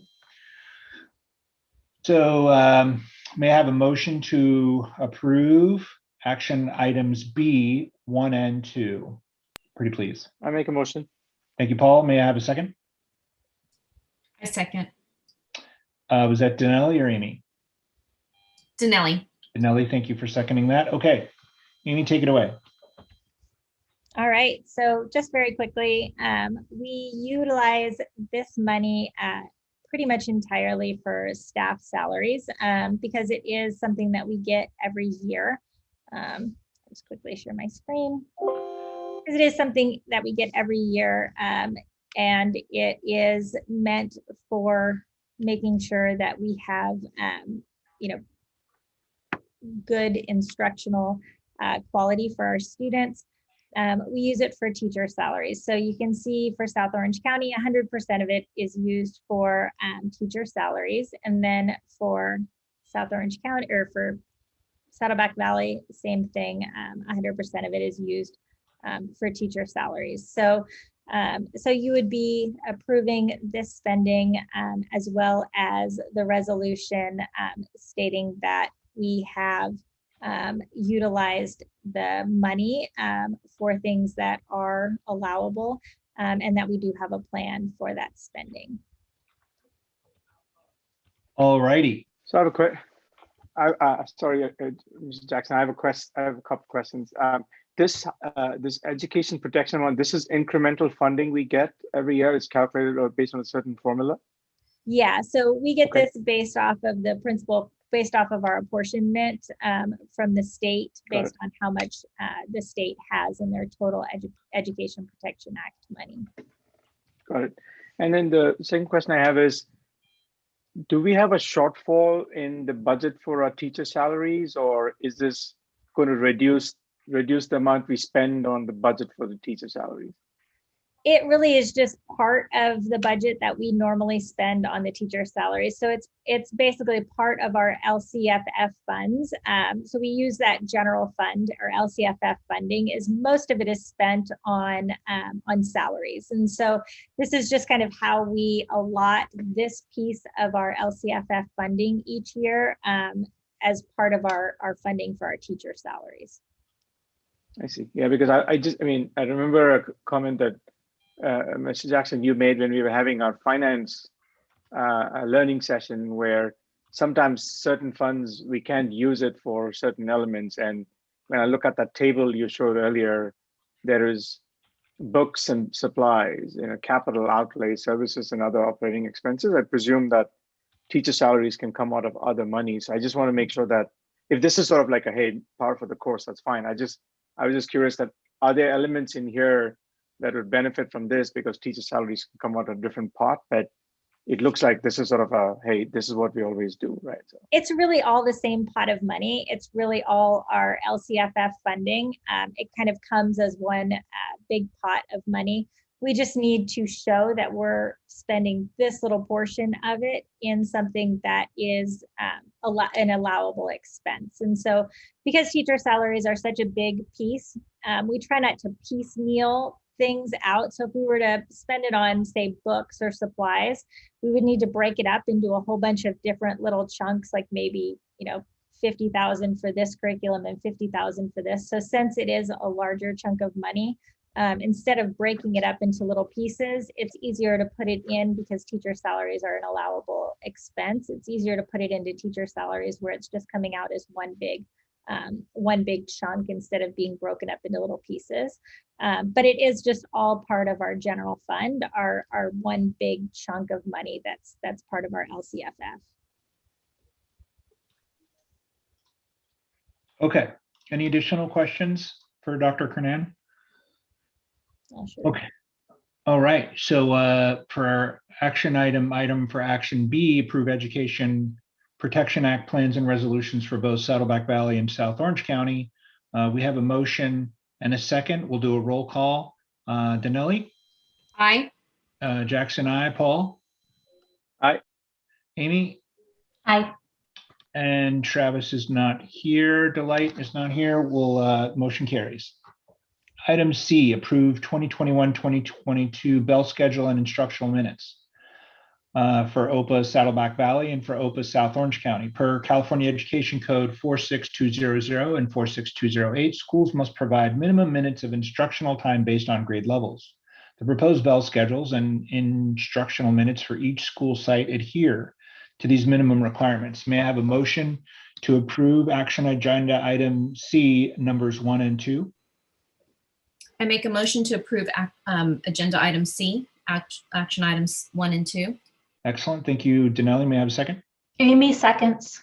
Amy second. Thank you, Amy. Dr. Kernan, take it away. So this basically, you're just approving that we meet the instructional minute requirements for each grade level. There's a different number set by the state for each grade level. Our proposed instructional minutes do meet all of those requirements. Now that we're going back fully in person, we do have to meet those requirements. This year, there were waivers to those minute requirements. And so this is just our chancellor certifying that their bell schedules do meet those minimum requirements for each grade level span. All righty. So action item C number 1 and 2. We have a motion and a second. Mr. Jackson. Go ahead, please. Sorry, I have one Yes, question. please. Sorry about that. Please. I know it's 8:49. No, We are significantly exceeding the minimum. Is that normal? I'm not in the education field, but when I'm looking at TK, it's like 36,000 minutes versus we are 50,250. That's, and everywhere we're like 5,000 minutes more. Is that normal, Dr. Kernan? So one thing is that because we're a K-8 school, there's a much higher minute requirement for 6th through 8th grade than there is for K through 5. So we have to meet the minute requirement for 6 through 8. And we always put a little bit of a cushion in case, say, one day the power goes out and we have to send kids home. If we have that cushion, then we don't have to tack another day on into summer. So we always leave a day or two of cushion. You know, sometimes we'll have fires like we did last year and we'd have to close the school down.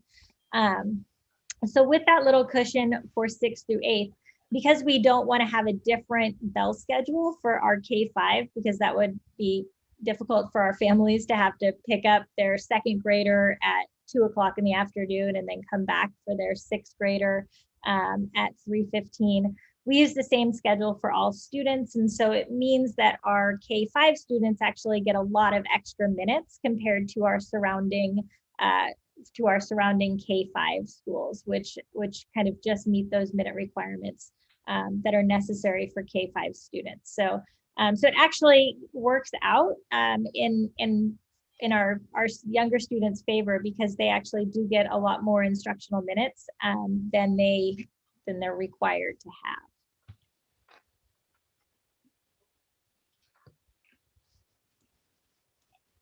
All right, Paul, I'm hopeful that answered your question. It does. It answers my questions, but it's kind of like, wow, you know, that's a huge difference about the minimum. So, but I understand the logistics aspect of it, but that's a big difference. But you know, we can move on. Most schools have a cushion, and most elementary schools are quite a bit over the minutes that are required, just because those are the state minimums. So we're, you know, because we have middle school, we are quite a bit over, but most schools, actually elementary schools, do go quite a bit, or do go somewhat over their minute requirement. And I'm just like being around the board long enough to have asked that question myself years ago. All right, so we have a motion and a second. Item for action C numbers 1 and 2, and we'll do a roll call from here. Denali? Aye. Jackson, aye. Paul? Paul's drinking milk. Okay. Aye. Okay, great. Amy? Aye. All right, and Delight's missing, so this motion carries. Item number D, approve adoption of SAVAS, am I saying that right? My World Social Studies curriculum for grades kindergarten through 5. During the 2020-2021 school year, several kindergarten through 5th grade teachers piloted 3 different social studies curricula After comparing these social studies programs, the pilot team chose My World Social Studies, published by Savas. This curriculum is one of the highest rated social studies programs in the country and meets all criteria for selection, including rigorous, engaging material, online resources, comprehensive assessment system, teacher resources, and resources for supporting diverse student groups. The 5-year adoption of My World Social Studies for grades K through 5 will cost $137,487.20. It is recommended that the Board of Directors approve action item D. May I have a motion, pretty please? I make a motion. Okay, I got that in order. Amy Smith, motion, and Paul, second. Thank you for that. Dr. Amy, you want to chat about this? No, it's actually Danelli It who was made Denali. it. Oh, sorry. Danelli, make a motion, Paul, second. Yes, but with an amendment. With an amendment, okay? The cost, could we round it up because of the estimated taxes? I estimated it to be, with what was written on the invoice, to be $147,487.20. So could we say approve for up to $148,000 because it's estimated tax? Okay, motion to approve for $148,000 considering tax. Amy, you want to talk about this? It pretty much goes along with my presentation earlier, just that we would like to adopt SAVIS for our K-5 students. The cost would be spread out over the 5 years of the adoption in the budget. So that because we're using it over the 5 years, we would spread that cost out over the 5 years as well. Okay. Sounds excellent. So any questions? We'll move forward to a vote. So we'll do a roll call. Danelli? Aye. Jackson, aye. Paul? Aye. Amy? Aye. This motion carries 4-0. Item number E, approve Boys and Girls Club's Full Steam Ahead enrichment program as a part of our OPA Full Steam Ahead summer program. We are working with Boys and Girls Club to provide daily enrichment, sports, art, and STEAM for all students. This will encourage participation in the academic support program and provide students enrichment lessons tied to the daily academic lessons. The cost of the Boys and Girls Club enrichment for the 4-week program for 2 hours per day is approximately $20,000. This will be funded through the Expanded Learning Opportunity ELO grant. It is recommended that the Board of Directors approve action item E. May I have a motion, please? Don't tease me. Motion to approve action item E. Excellent. Motion from Amy, thank you. And a second, please. Second. Paul, second. Okay. Amy, you want to talk about that? Yeah, so as I presented earlier, I think last time, we're working with the Boys and Girls Club to provide, so the students will get, in the summer program, will get 2 hours of academics. And then we wanted to really improve engagement and get students to want to come to the program. So we're working with the Boys and Girls Club to provide some fun activities and enrichment and art, things that will get our students excited about coming to the program. We work with them already. They provide an after-school program on both of our campuses, and so we're excited to continue that partnership through this program. And it also frees up our summer staff to be able to do the virtual program during that time that the on-campus students are with the Boys and Girls Club. All right. Any additional questions for Dr. Amy? Okay, so we'll move through to a roll call vote. Danelli? Aye. Jackson, aye. Paul? Aye. Amy? Aye. Aye. Okay, motion carries 4-0. Approved board policy 6020, parent involvement. It is mandated that schools involve parents and guardians and family members in establishing school expectations and objectives for meaningful parent, guardian, and family engagement in schools supported by Title I funding. Developing strategies that describe how the school will carry out each activity listed in 20 USC 6318 and implementing an evaluation of such program activity and procedures. It is recommended that the Board of Directors approve action item F. May I have a motion, please? I make a motion to approve action item F. Thank you, Danelli. May I have a second? Second. Amy, thank you. Thank you for that. Dr. Amy? I'll go really quick. This Please. is really a mandated policy because we received Title I funding. We're already putting some of this policy in place as our chancellors were talking about with our parent engagement and their work around, with putting out the survey and determining what types of engagement and parent education opportunities that our parents are interested in. So this policy really just states that we are going to work to engage our parents and that we're going to then evaluate those engagement activities and how they're working on an annual basis. All right. Any questions for Dr. Amy about this? Action item F. Okay, we'll do a roll call. Danelli? Aye. Jackson, aye. Paul? Aye. Amy? Aye. All right, motion carries 4-0. Approved board policy 6171, Title I. The board policy outline, this board policy outlines the requirements for using Title I funding and evaluating programs funded with Title I funding. Title I funds shall be used to supplement, not supplant, funds available from state and local sources for the education of students participating in Title I programs. It's recommended that the Board of Directors approve action item G. May I have a motion, please? I make a motion to approve action. Thank you, Paul. May I have a second? I second. Thank you, Danelli. All right, Amy, Dr. Amy.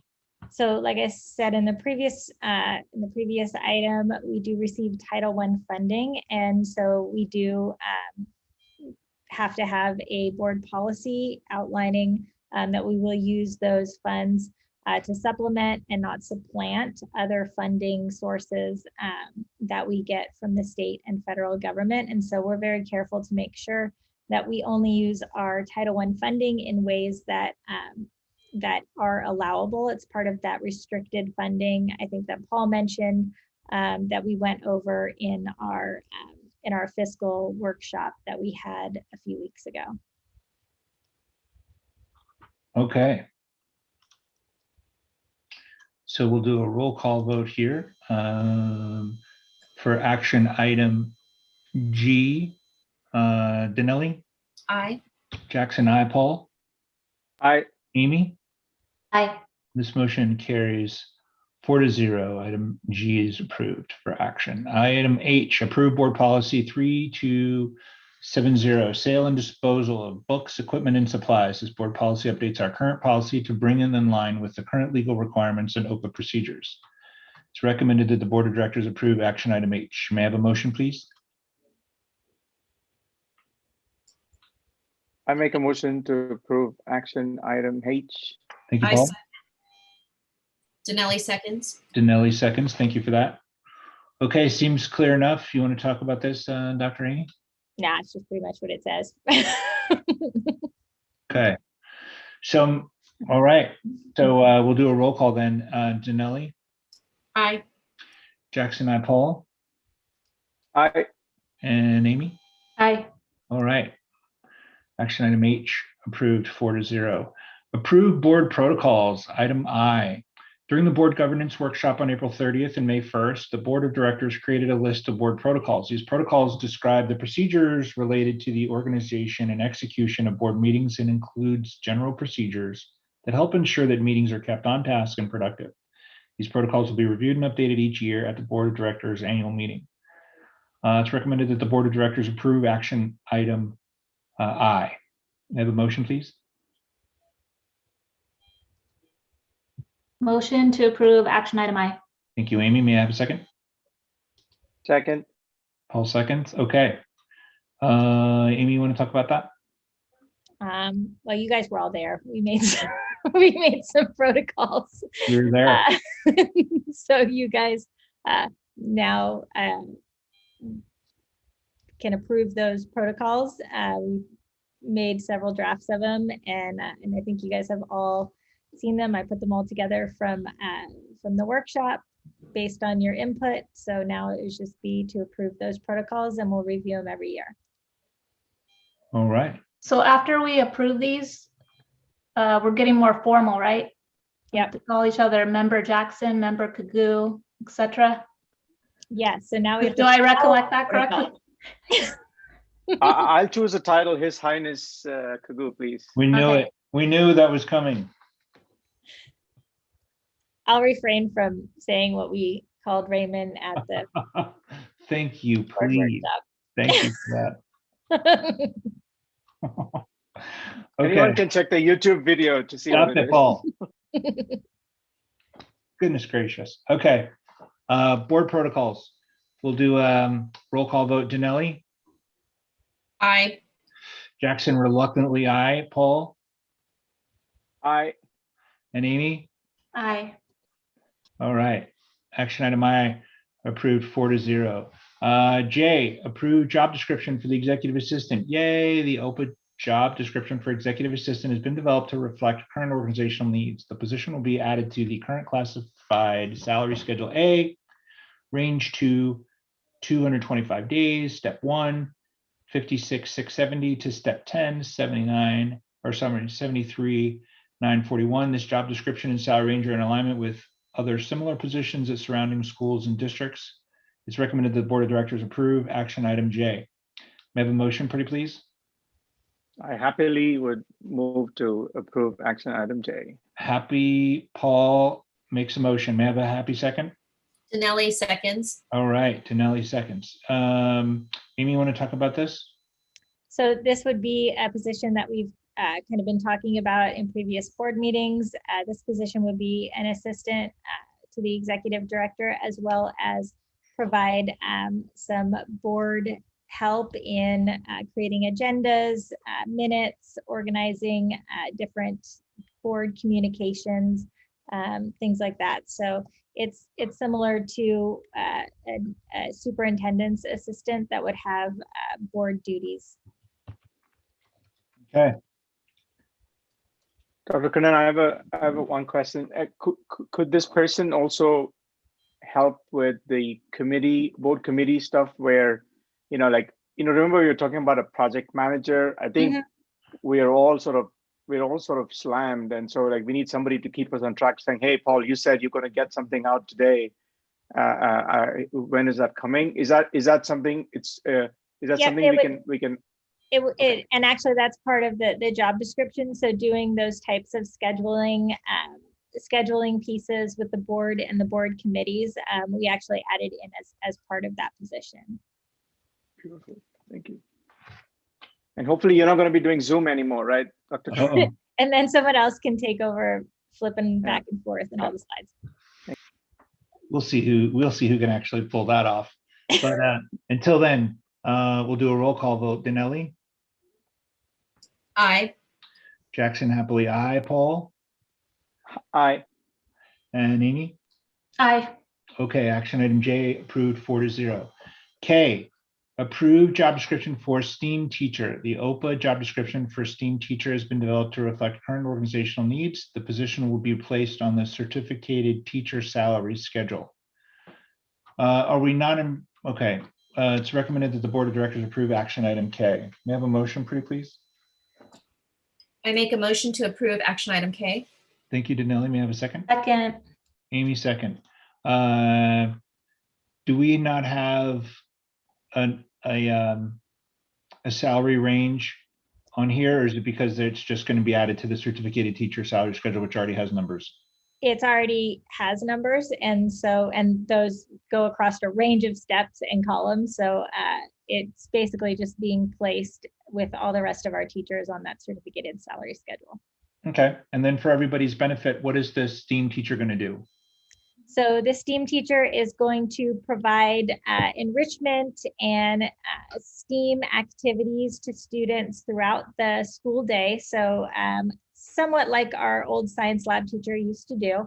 They'll be pulling classes of students out and providing these enrichment activities kind of above and beyond what the students are getting in the regular classroom. So things like coding and robotics and engineering, to provide some more enrichment experiences for our students. And we're also looking at having this person teach some STEAM electives for our middle school students as well. Okay, super. So there we go, STEAM teacher. We'll do a roll call vote. Danelli? Aye. Jackson, aye. Paul? Aye. Amy? Aye. Action item K, approved 4-0. L, approved job description for Director of Student Services and Accountability. The OPA job description for Director of Student Services and Accountability has been developed to reflect current organizational needs. The position will be added to the salary schedule at the same step as the Director of Fiscal Services. 225 days, step 1, 125, 186 to step 10, 163, 339. This job description and salary range are in alignment with other similar positions at surrounding schools and districts. It's recommended that the Board of Directors approve action item L. May I have a motion, pretty please? I make a motion. Thank you, Paul. May I have a second? Second. Thank you. That was Amy, yeah? Yep. Okay. All right. We ready to chat about this, Miss Amy? So this Amy? position would report to the Chief Academic Officer. We have a pretty robust special education program. And so most schools and districts would have a special ed director and a student services director and an assessment and accountability director. We're pretty small. So we've sort of combined those different roles into this position. And so this person would oversee some of our student services, discipline, PBIS, as well as our special education program, as well as our assessment and accountability. It would also help us to take some things back from our back office provider, EdTech, to reduce that cost. This person would oversee our state reporting, CalPADS, different accountability pieces. So we are kind of offsetting part of that salary with some of the money that we'll be recouping from taking that piece off of our EdTech contract. Okay. All right. Any questions about this? What, so this person, how would the Chief Academic Officer, or how would the students in the classroom be perceiving that this person is present? So definitely making sure that we are in alignment with all special ed requirements, making sure that students' IEPs are being followed, their goals are being met, as well as overseeing our assessment program. So making sure that we're using that data from assessment to inform our instruction, working with teachers on providing assessments to students. And then as well, as far as student services, working with our chancellors and school staff to really implement our PBIS and MTSS programs. So our supports and interventions, our discipline program, we're looking at implementing some character programs. So, you know, making sure that all of those, kind of coordinating all of those programs as well. So they would, you know, kind of as the name implies for student services, they really would have a lot of direct impact on our students in a variety of different ways, from, you know, social, emotional, to our Scholar Academy, to assessment and accountability. Okay. All right. Can I ask a question too? Sorry. Yes, please. In terms of administrator team needs and areas of in the body of work you're seeing gaps, like how is this going to satisfy the current set of needs, do you think? Or are there going to be more administrator positions in the near future presented to us? I'm just wondering how this fits in a bigger picture, possibly. Yeah, that's actually kind of what we did in looking at our current org chart and where the biggest holes were. and kind of looking even towards the future if there's any type of expansion. We really think that these programs, along with these administrative positions, along with some that we've just filled with Ms. Palomino in fiscal services, we think that this will make us much more well-rounded, build our capacity with our administrative team so that we can really provide great support for our families and our champions, as well as our site staff, and be able to expand that, and be able to go into the future with this team, even looking towards some expansion if that happens in the future. Okay, Amy, you good? Ahead. All right. So then we'll do a roll call vote. Danelli, Aye. Jackson, I, Paul, Aye. and Amy. Aye. All right. Action item L, approved 4-0. M, approved job description for instructional assistant 1. The OPA job description for instructional assistant 1 has been updated to reflect current organizational needs. The position is already on the current salary schedule as an instructional aide. It is recommended that the board of directors approve action item M. May I have a motion, please?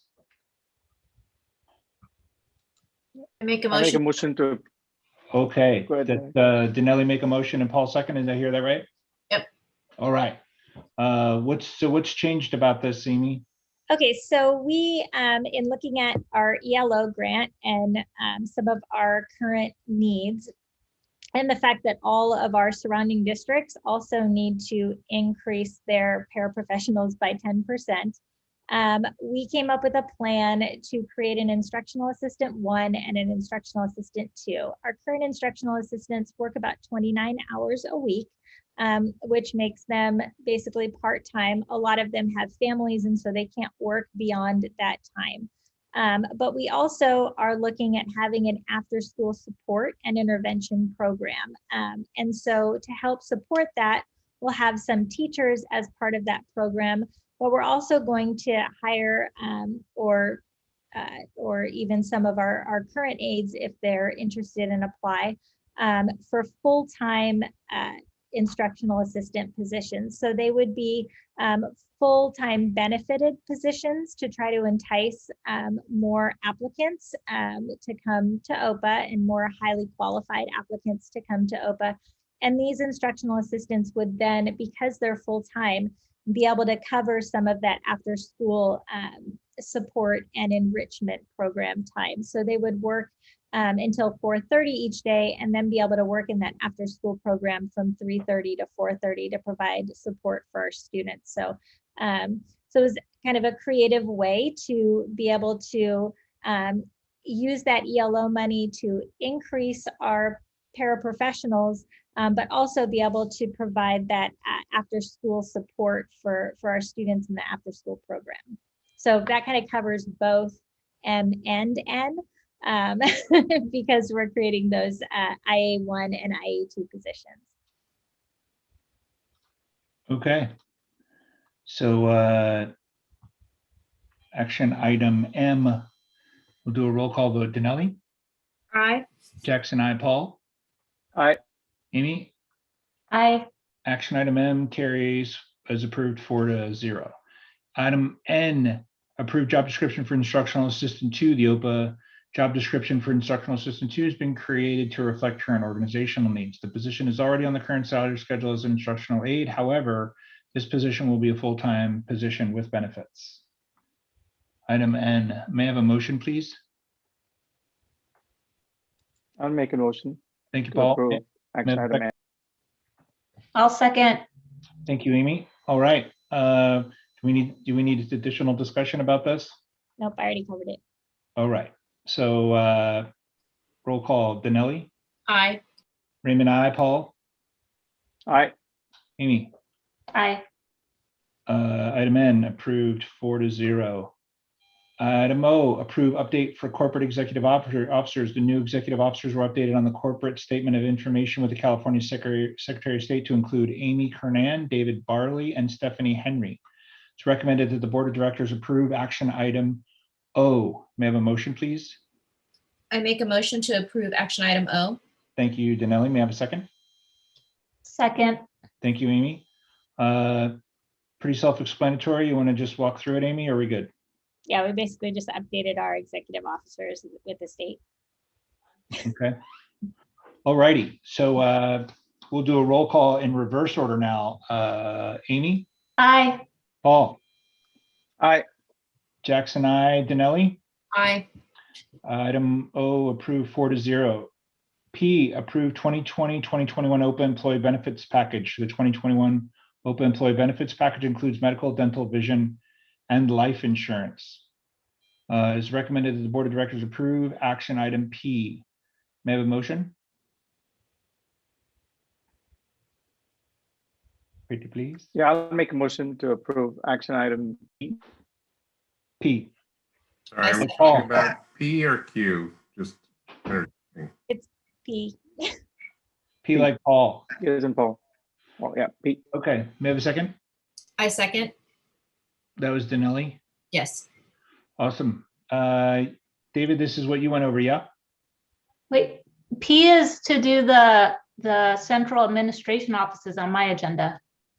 We have a revised agenda that I sent out on, Amy emailed it. yeah, I emailed it to you. Sorry, I thought I had the revised up. Sorry. Apologies. No, that's okay. My fault. My bad. Okay, Thank you. so may we have Paul, we have a motion. May we have a second?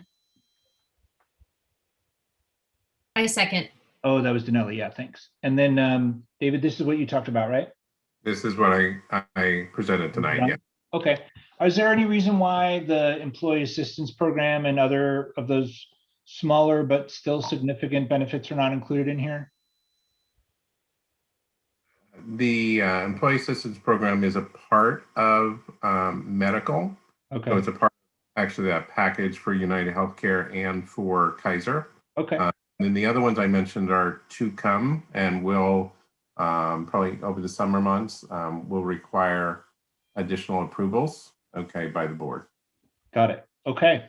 Sounds great. So we'll do a reverse roll call, Amy. And then just one, Oh, sorry. one little issue, just an amendment in the title. It says approve the 2020-2021 OPA employee benefits package. It should say approve the 2021-2022 OPA employee benefits package. It does say that on the version that I'm looking at that you emailed us. Good catch. Huh. Okay, then we fixed it already. Never mind. Yeah, 2021-22 OPA employee benefits package. Yep. Okay, so we have a motion in a second. We'll do a roll call. Amy? Aye. Paul? Aye. Jackson, aye. Danelli? Aye.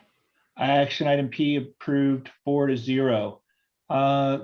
Section 13, community input on non-agendized items. The public may comment on items not listed on the agenda that are within the legal purview of the Board of Education. Do we have any community input on non-agendized items? We do not. Okay, item number 14, adjournment. It's recommended that the board adjourn the regular meeting of the Oxford Preparatory Academy Board of Directors on May 27, 2021. May I have a motion? Motion to adjourn. All right, Amy motion, Paul second. We'll do a roll call. Amy? Aye. Paul? Aye.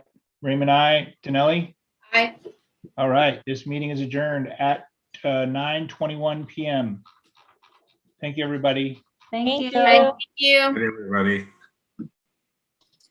Thank you. Welcome, Stephanie. Thank you. Thank you. Thank you. Glad to be here.